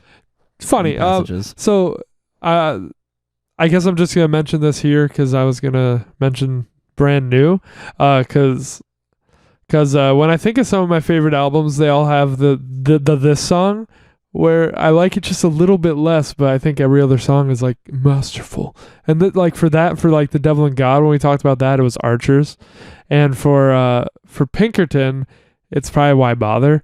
And it's funny, it's always like this more upbeat, not as like just fucking depressing ass shit as the rest of it. And it's always the one that I'm like, and it's always, well, I guess not in the case of Pinkerton, but it's like thrown in towards the end on this and on Devil and God.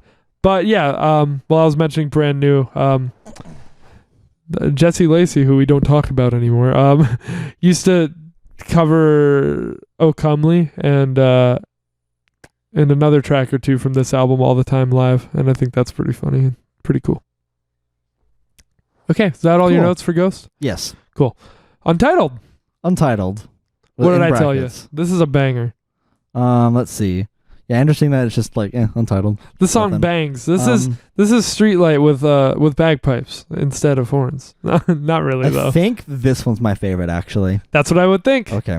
Yeah, because you were like telling me, oh man, bagpipes, and I was like, I'm telling you the one that I you was do. like, yeah, Yeah. bagpipes. But I did share with you also that I Pink Floyd did do a kazoo solo, and that shit bops. Yeah, I told So you like I was interested. the one that uses them, I think you're gonna dig. I don't know what you'll think of the rest of the album, but I think you'll dig the instrumental that like primarily has the bagpipes. Yep. So not too much notes on this one. No, But I think yeah. it's great. Another droning note transition to the next track where we're introduced to a new sound, a 8-bit overdrive type synth. For this one. Yes, almost like a crunched video gamey kind of sound. Yeah. Everything is blasted to hell, but it's not mixed very loud, so it gives a lot of range in its own chaotic way.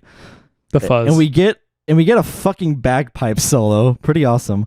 Yeah, I love Then this we song. get the same. Then we get some vocals as a bit of a choir to give a smoother texture to the bagpipes, blowing out this sound with an echo. Yeah. This track fits squarely into the chaotic good segment. Mm-hmm. I'm gonna need to going forward. Not that I listen to a bunch, but if I ever get into like some really fuzzier, punky albums, I'm gonna not give you those. knowing what I've learned today. I mean, it depends. Okay. I think like here it's just this is like too much. I mean, yeah, I guess like older punk I wouldn't really dig at all. That fuzz aesthetic. Okay. Two-Headed Boy Part 2, the last track. Guys, we made it. I At least love to this part. I know it's at the end of the song, but I love the callback to the original Two-Headed Boy. Well, I think this whole song is just I could call back to like the first track. The yeah. echo transitions the song. Sonically, absolutely. Then some oscillated wind sounds. I'm not sure what they are, but they're like the singing saws, but more vibrato, Mhm. like a vibraphone. The singing songs were also on Ghost. Okay, keep going. The transition is great because the guitar and vocals are the release of the tension it brought.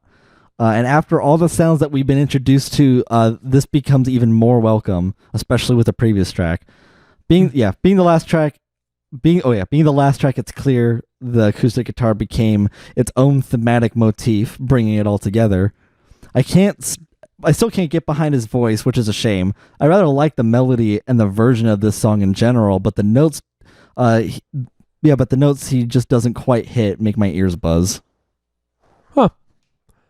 So a lot of people think this is like the best song on the record, and I think, really like it. It's a great ending. Yeah, this is the good transition. Like the first one, I like first one where it just holds a note. Bam! This transition, good. Okay. It's a attention release. That's the prog rocky thing to do. I need to hear this one more because it sits at the end of the album, and usually I want to listen to this album all the way through. I don't always make it all the way through, so by proxy I've heard this one the least, I think. And I really do love it. That chord progression I would have never done myself. It's very basic, but like I would never go G, F, E. for some reason, and have that be like the main progression. I don't think that's all that strange. It's just going. It's downwards. not. No, that's what I'm saying. It's not, but like it makes that melody very foreign to my ear because I don't hear it a lot in what I listen to, and definitely not in what I write. But yeah, I really like it. Yeah, a lot of people like. Some people are like, "This is the best indie song ever." I don't know, but I do think it's great. Was that all your notes on it? Yep. Cool. So you didn't really think the callback to Two-Headed Boy was neat? No, I did. I think like the whole track was pretty neat because I just Pretty seamless. It was like a pretty encompassing like callback. Also, I do like the concept that he just puts the guitar down and walks out after all that. Oh, cool. I'm glad you stuck around to hear that. Yeah. I mean, that's like pretty much what I like tried to do in my last thing. Right after the lyrics too say, "Don't hate her when she gets up to leave." Yeah, when she gets up to leave, yeah. Yep. And he gets up to leave. Oh, fuck. But what was I gonna say? I really love the little bridge towards the end on this one. God is a place with some holy spectacle. Like that whole part. Mm-hmm. Really dig that. Nice little change up. Great. So I don't know if you want to do a rating here at the end of the musical analysis or if you want to go over lyrics first. We can save it for lyrics, so let's just go through those. Cool. In depth, but pretty quickly. Yeah, that's a what little pastime. That's my plan here. Okay, so. And I'm curious to like get more info about the shit. Okay. I did request your own interpretation, which I guess you didn't. Yeah, and that might be for being lackluster in that department, but I'm pretty certain this is a what's it? Yeah, it's a concept album. The only interpretation I have to offer is that this whole thing was just kind of like planned out in his head as he was like playing to a guitar by himself. Right. So it's almost as if like he was telling the story. Sure. Kind of like Spirited Away, where you start off like the normal with the acoustic guitar and the vocals, and then you get all this weird and fantastical shit with all the other stuff sprinkled throughout as if he's telling the story. Right. Which is also has its own fucking wonky ass type of lyrics. Right. So I've compiled a bunch of popular or just otherwise theories that I've seen. Or just like takes people have had, ways that this album's commonly interpreted. So I was kind of relying on you to have like the unique one because I'm not bringing that. I mean, that's the best I have right now. Unfortunately, if I had more time, unfortunately. Yeah, unfortunately, I'm not bringing a unique kind of take. But I've combined a bunch to kind of ask what you thought. And again, you looked over the lyrics once. So maybe you'll kind of get some context for what I'm saying. Mm-hmm. But these lyrics are mostly out of context. Sure. So I guess we'll just see how this goes. Okay, so there's two major themes on this album. Themes, stories, blah, blah, blah, concepts that you can follow. And one of them is like up for debate in and of itself, it seems like, being the two-headed boy kind of concept. Okay. Do you think that this is like a metaphor for something? Yes. I've seen people see two-headed boy as just like literally the concept of having like two different kind of personalities or two different kinds of like two heads. Like I think it's a way of showing that he's like conflicted in his thinking. Right. Like so almost as if he does have two heads. Yeah. Like yeah. That's an interpretation, and that could also mean like hormonally as well, right? If we're thinking about it, as a more of a right euphemism for something. And there is a lot of disturbing and morbid imagery on this album. So a lot of the interpretations aren't actually seeing it as a metaphor or maybe like a manifestation of something that is like a concept, but not particularly just a straight up metaphor, I guess. Uh-huh. Right. So with that we have this idea that it's about like conjoined twins or like circus freaks, kind of. And there are lyrics that kind of support that. In Two-Headed Boy, the opening lines are very sound very literal, like you're seeing some like abomination science experiment. He's saying two-headed boy all floating in glass, blah blah blah, I can hear you as you tap on your jar. And it sounds very like he's talking about like you picture a two-headed fucking Right. abomination floating in a test tube. Right. And like some kind of circus freak. There's also circus references on this album throughout. And the song that immediately follows Two-Headed Boy is The Fool, which has in some instances I watched like some English professor actually go through like this whole album, and I feel like I don't fully agree with what he came to, but he proposed that the Fool was meant to be like a song that they would play at a circus for this like two-headed freak to dance around and entertain an audience. And I could see that because there are also the lyrics of like put on your shoes and dance around the room to accordion keys.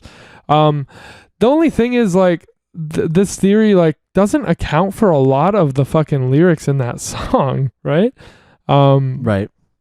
Because there's a lot of references to music, like the song that sounds in your heart, catching signals that sound in the dark. There seems to be a lot about music in here, and I've also seen just some dude on songmeanings.com saying like, I think the song's about Two-Headed Boy. It's about a record, like a vinyl, side A, side B. Those are the two heads, and like the needle scratches it. It's just an ode to music. And I'm like, okay, if that's the case, it doesn't fit into any bigger concept particularly that I can tell. But I don't know. Thoughts? I don't know. That's one of those like concepts that you can like talk in loops about forever, because there's like certain details that like they're just vague enough that you can attribute certain things to, like so you can't pinpoint it as much. Right. Like I can see like how there's clout for all of that, or you can think of it as like, you know, like how I said earlier about how he's conflicted in his thinking or something. Right. These and first he thinks is one of like his ways as a fool, and like he thinks of himself as that. Who knows? Right. Or it could be talking about like, you know, the music industry. How about how they get him up on on stage as if he is some exhibition. Mm-hmm. Right. I think this was before like they really broke. Oh, also thing about this album, they haven't written anything since it in 1998. Damn. And they're all still like alive. I keep thinking like, since I'm new to them, I'm just like that the lead singer must have died or something, but no, he's just hiding away. They came back once in like the mid 2010s. Would have been cool to know them back then, but yeah. And also there's like a circus wheel mention in Holland, 1945. As for and these first few like theories I'm going to bring to you are more on this like two-headed boy concept, and then the other major player I'll get to after that. Yeah, there's just a circus wheel mentioned in Holland.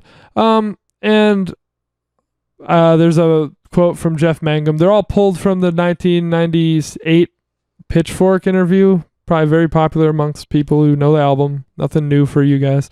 Where he says, I'm very influenced by the circus. A lot of the dreams I have, I'm in the circus. I have this song called Ferris Wheel on Fire, and in the dreams, a lot of times I'll be walking around and there's this Ferris wheel in flames, and I'm on the ground walking through the cloud. A lot of the songs are influenced by my dreams, and where my dreams come from, I have no idea.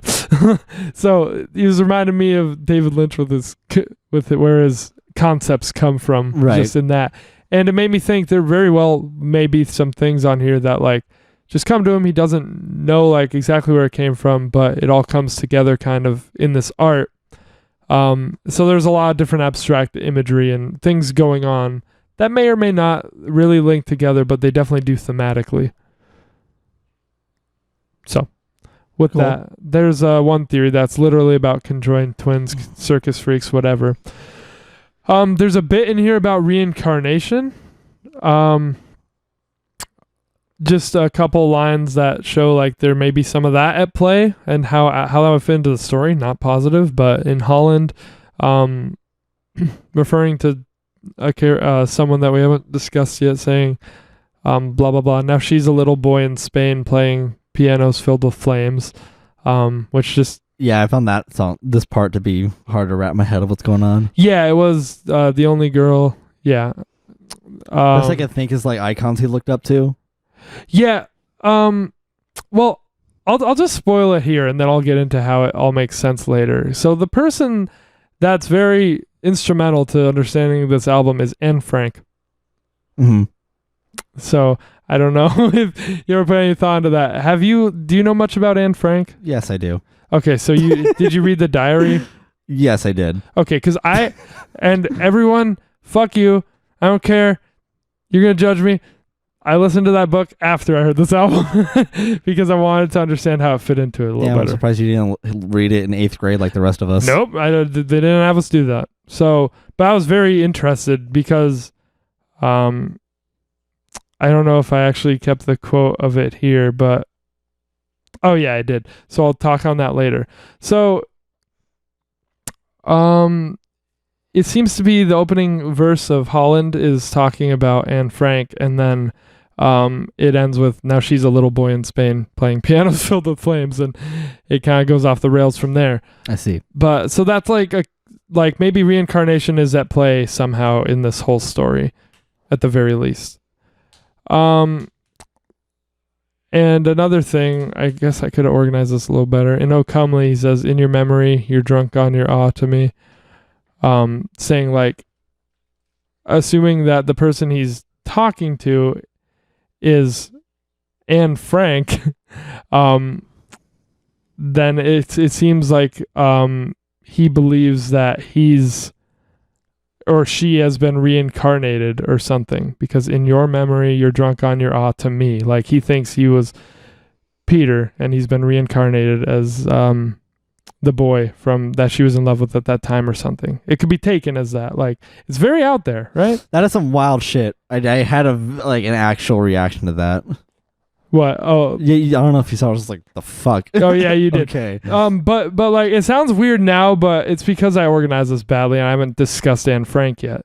Oh boy. And will she remember me 50 years later? He also says in that song. And yeah. So that maybe supports like reincarnation. But like, yeah, would she remember me in this new life? I guess he's maybe thinking about meeting someone, for example, like a little boy in Spain that she's been reborn into. I don't know. Yeah. A possible element at play here. Interesting. Physically merging is another take on the two-headed boys and other things going on here. Like possibly the sexual references sound a lot more like something like physically merging with someone rather than what sex is usually, you know? Well, like, couldn't that be like taken as, as hyperbole? Like being that close to someone that, both of you only exist in like this one moment in time and space. It could. It's like you both become this one moment. It could. So there's like a whole article. A lot of people interpret some of the shit literally. Like he's literally got this urge to physically merge with what he loves. Like I can see how all these different theories would throw your radar off for Spirited Away. Yeah. That would do it, dude. In the Aeroplane Over the Sea, the song, he's talking like, what a beautiful face, like, let me hold it close and keep it here with me, like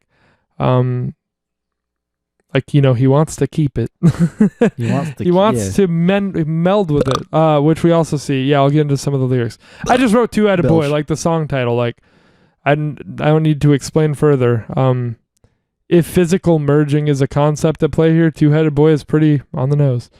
But in O Comely we get at the end, now we move to feel for ourselves inside some stranger's stomach. Place your body here. Let your skin begin to blend itself with mine. But yeah, so you hear that? Yeah. So yeah, and there's in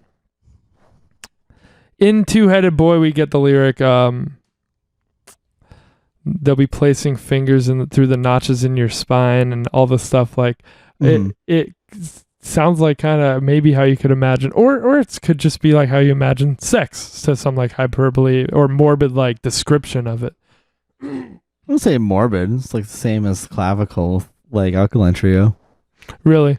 I get this is the descriptor. I get a more like unnerving image in my head when I hear placing fingers through the notches in your spine. But I don't know. I guess that could be from person to person. But yeah. Also I was thinking that we move to feel for ourselves inside some stranger's stomach could be along with the reincarnation theory as well. Right. Being born into someone else. And in Two-Headed Boy Part 2, we get love to be with a brother of mine. How he'd love to find your tongue in his teeth. Which could again, I could just be like making out with someone, or it could be literally like your tongue in his teeth, like you've become one thing. Making out with someone. Yeah. I'm gonna say. Well, it could be. I don't think you can really say definitively with how much there's going on here. The guy I was talking about with the English professor thing was taking all those or did I write that down here? Yeah, I did. So I'll just get into that now. For the Anne Frank and like the sexual lyrics interpreted as him reading this book. In track 1, we get in this and this is the room one afternoon I knew I could love you, and from above you how I sank into your soul, into that secret place where no one dares to go. Sounds like a diary. From above you, sank into your soul, like, holding a book down, reading it. So like that's what this English professor made the case of.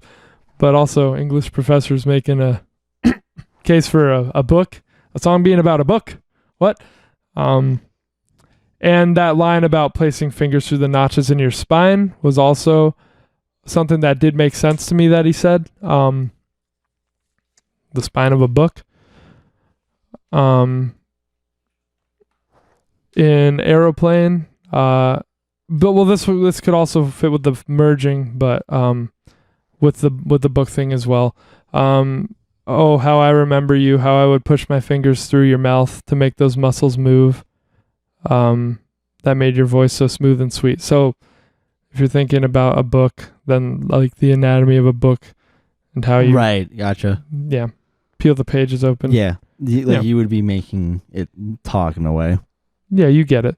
So like someone theorized that like all these lyrics that sound weirdly like sexual, and like there's something uncomfortable about that too, because if like a lot of the songs are about Anne Frank and like there's a sexual tone to it, it's a little weird because she was 13, 14, 15, writing in that diary. But I think the connection that he has to her diary is a lot more based in how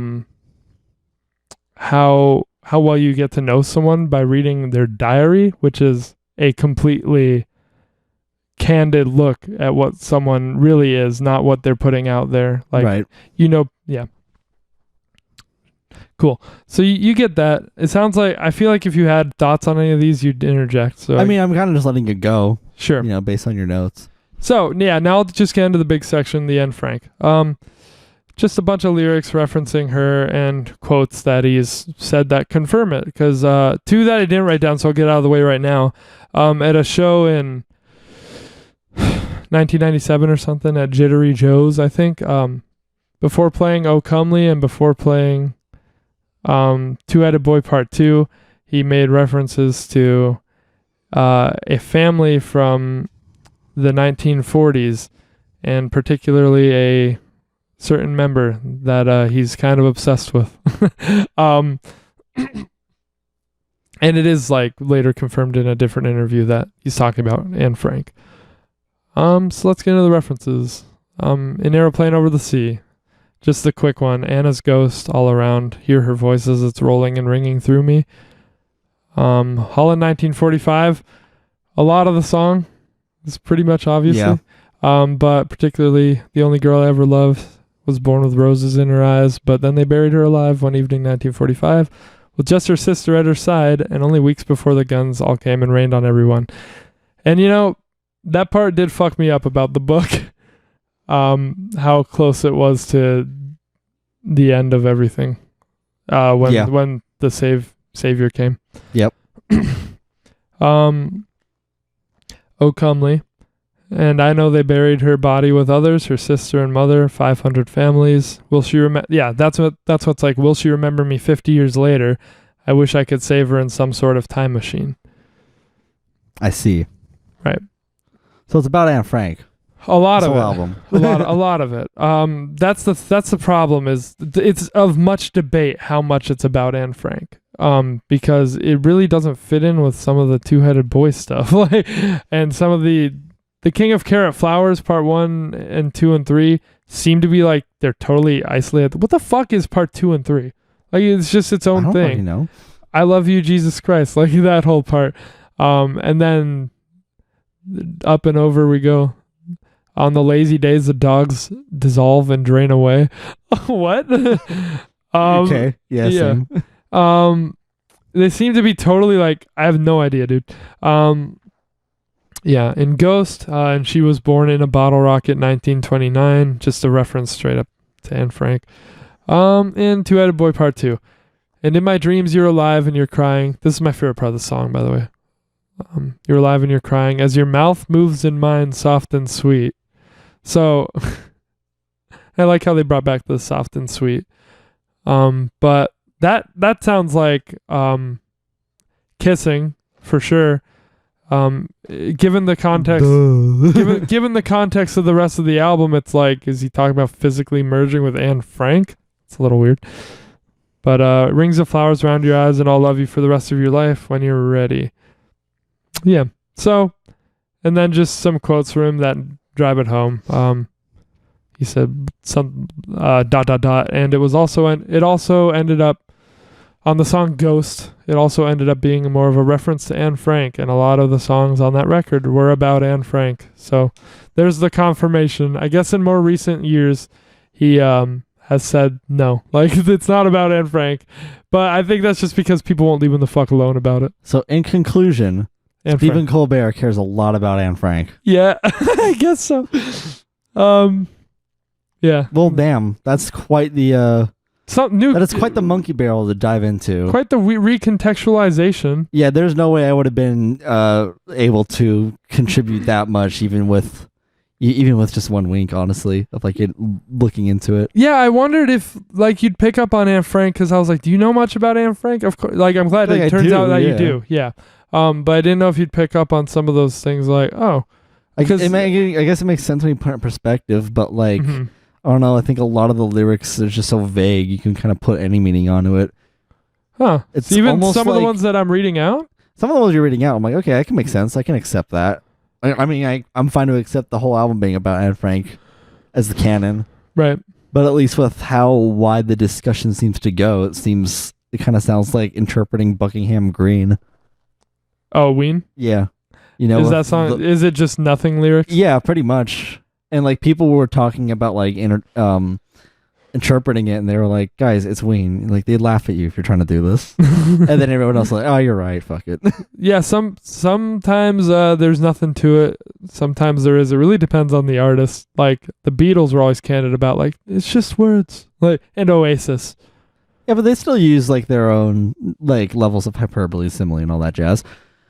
Yeah, interesting discussion nonetheless. I'm gonna learned a few things. Sort of finish this off. Another quote.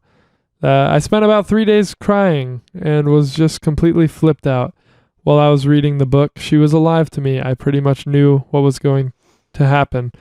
So here I am, as deep as you can go in someone's head, in some ways deeper than you can go with someone you even know in the flesh. And then in the end, she gets disposed of like a piece of trash. And that was something that completely blew my mind. The references to her on the record, like Ghost, refers to her being born. And I would go to bed every night and have dreams about having a time machine, and somehow I'd have the ability to go through time and space freely to save Anne Frank. So that proves how straightforward those lyrics are in O Comely. I wish I could save her in some sort of time machine. He literally was having a lot of dreams about seeing her crying and going back in time and saving her with a time machine. Right. Great. Other lyrics I feel very... Oh, wait, sorry. No, before that. Yeah, how much more do you have to go through? We're pretty much at the end. Okay, cool. On the... Like, fucking hell. There's some... Do you know Wang?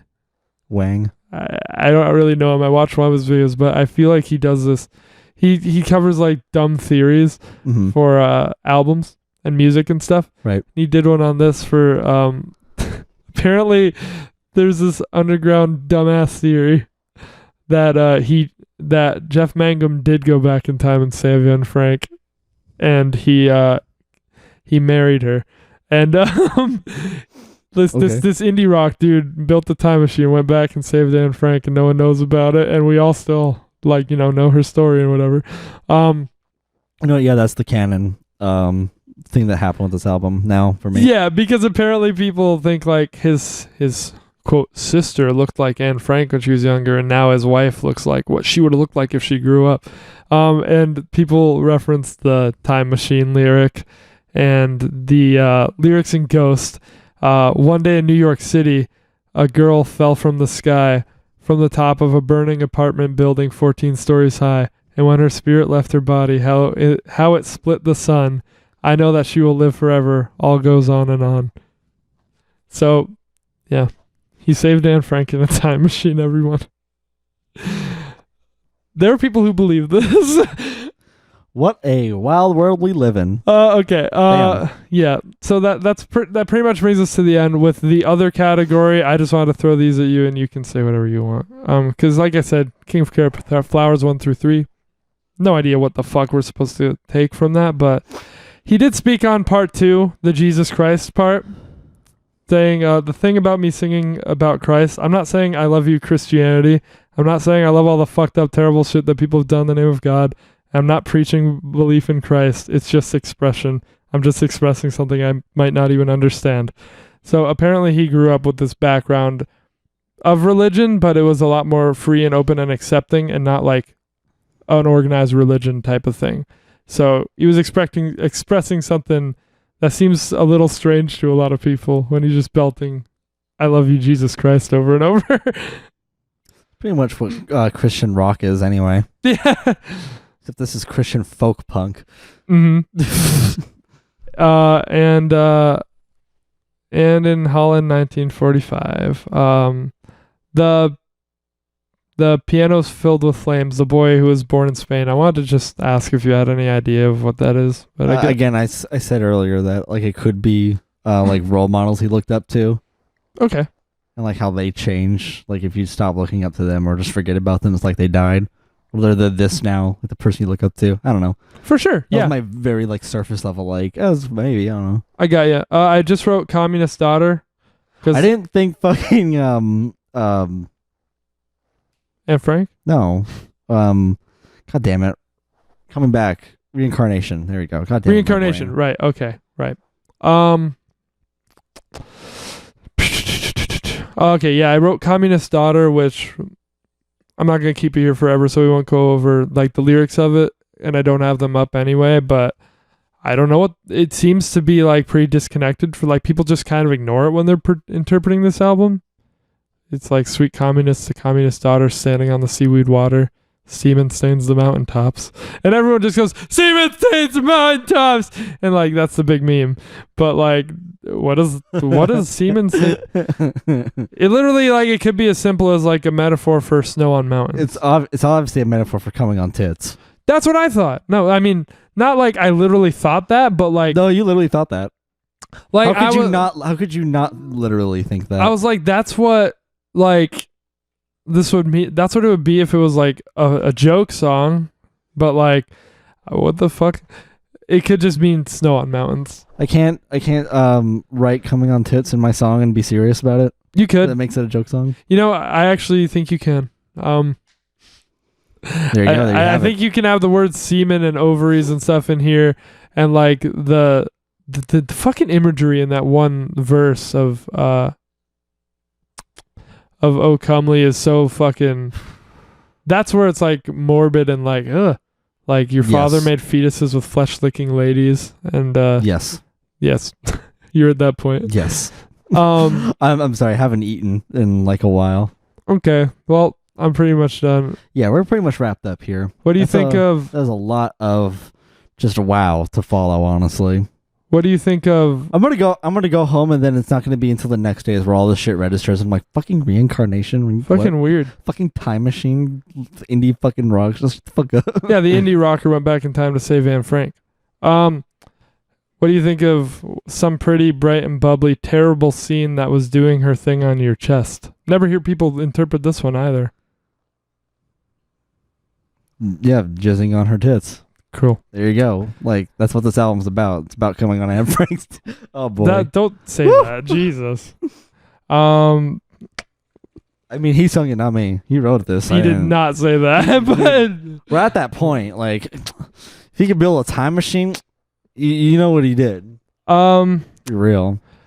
Guys, it's late. And the last thing I had was just some little thing he said about Ghost. Which makes that song seem more literal too. He said when he started writing Ghost, we thought we had a ghost living in the house, living in the bathroom. So I locked the door and started trying to sing to the ghost in the bathroom. But then that was sort of like singing about the ghost that we thought was constantly whistling in the other room that kept waking me up. And then a ghost that may or may not live within myself. So again, reading the stuff that he says, I don't think he's being pretentious. I think he's like got the David Lynch mind going on. So the ghost is Anne Frank. Okay. And they merged. Became one. I don't know. I could be doing this all day. Anyways, that's the album. Yeah. Quite discussed quite lengthily, I think. That might be the cake for that was mostly, how much we talked about an album. That was mostly me just going over all the theories. I don't know, man. So. We went pretty identical lengths, I feel like. Okay. There was quite a bit of girth to get through. That's it then.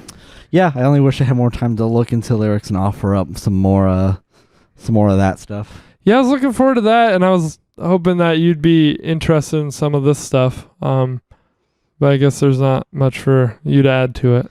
Yeah, Stephen Colbert went, fuck, I wish I could save Anne Frank too. Absolutely. And that's why he started like a few things to raise money so we can build a time machine to save her. Correct. Okay. Correct. All right. Well. Oh, rankings 10. I'm giving it a 10. Why not? Damn. Of course I'm giving it a 10. Yeah, you're gonna be disappointed in me. Yeah, I don't care. My conclusion's kind of shit, honestly. I wrote it in like one draft and I was like, I don't know how to fucking write this. It's basically like, it's not my preference. I get why you like it. It's got everything. It's got your name all over it. Raw vocals, fucking weird ass instrumentation, but like fairly simple. Mm-hmm. Like simpler chords and melodies and stuff. Lower production quality, that sort of thing. Cohesive, like motif concept. Very lyrical. I do dig the concept. Like I applaud it for going for what it went for. Very lyrically dense. Yeah, very lyrically dense as well as interpretive. It's got your name all over it. Very powerful in emotion and passion. Not my cup of tea. I think it sits like right on the line of the Venn diagram of what's, punk rock alternative and more progressive psychedelic. And just like what we get out of music. Unfortunately, I didn't really get that much of enjoyment out of this album. Yep. You probably wanted that. But that's why I'm going to offer like 2. What? If you couldn't tell, what I got out of this album was being able to go into this dive. Like, this is the first time that I, like, nothing you've said has, like, phased me in any way, because I'm just like, I love this. Well, because, like, I made distinctions like, this is the part where, like, it just will boil down the taste. Usually I want you to dig it. This one, I didn't care. I wanted to talk about it. Yeah, you still got your own, so it's fine. Mm-hmm. So I'm going to offer then 2 ratings. My enjoyment, probably looking like a 4 out of 10. Wow, that's still higher than I thought. And then more robotic rating, probably give it a strong 6. Okay, cool. So I'm going to go with a 4 then? Or do you want me to just go for a 5 when I'm I gonna log smack this? it to a 5 if you Cool. want to. Cool. They're pretty different ratings, I'd say. Yeah, I doubled your rating. Haha. Whatever. Wait, what? Huh? Oh yeah, you did. Yeah, you totally did. Well, Yeah. I mean, here we are with the subcultural classics, and we are both sitting here confused by the other ones. Yes, so we are. that's the takeaway from this episode, and that James wants to build a time machine to save Anne Frank. Totally. I do. The diary, though. Dude, that diary is the saddest thing ever. In existence. It's not that. This will be short. It's not that. Like, you get so used to just the lifestyle they have, like living in that annex, and like it's like really fucked up. But the way she writes is so normalized. Like she's normalized this as a lifestyle, so you don't think about like. I think about it at first, but then like it becomes normal, then that shit gets ripped away from you. And then she just sounds like a person. You really get in this person's mind. Like, I get why this dude cried for 3 days straight after hearing it. Dude, I got so upset about this shit learning about it, but yeah. Mm-hmm. Anyways. Yeah, it's such an impact. And yeah, it's really fucked up when you just hear like the afterword. It's like, and then she died of this disease from being disposed of in a ditch. All right. Well, guys, we did it. We made it through all of that. Surprisingly, that was a big chunky album. Yep. To like talk about, but yeah, we did it. We're here. It's late. I'm hungry. Recommendations. Let's do the recommendations this time around. Me first. You first. What are you giving me? Clockwork Orange. Finally, fuck bless. I decided to do it. Fuck bless. I'm not gonna teetle it in front of your face for an hour. I'm just gonna tell you. Bless. All right. Yeah, you're getting a lazy rec from me. We both wanted to see this for a while. Neither of us have seen it. You're getting a lazy rec from me, honestly, but you're gonna enjoy it. You've been waiting for it. The Revolver, the Beatles. Hurrah! Okay. So yeah, we're getting both lazy recs next episode. Just like fuck it. Here's some things we've been meaning to do. So yeah. Let's blow out this candle. All right. Goodbye, everyone. See you next week.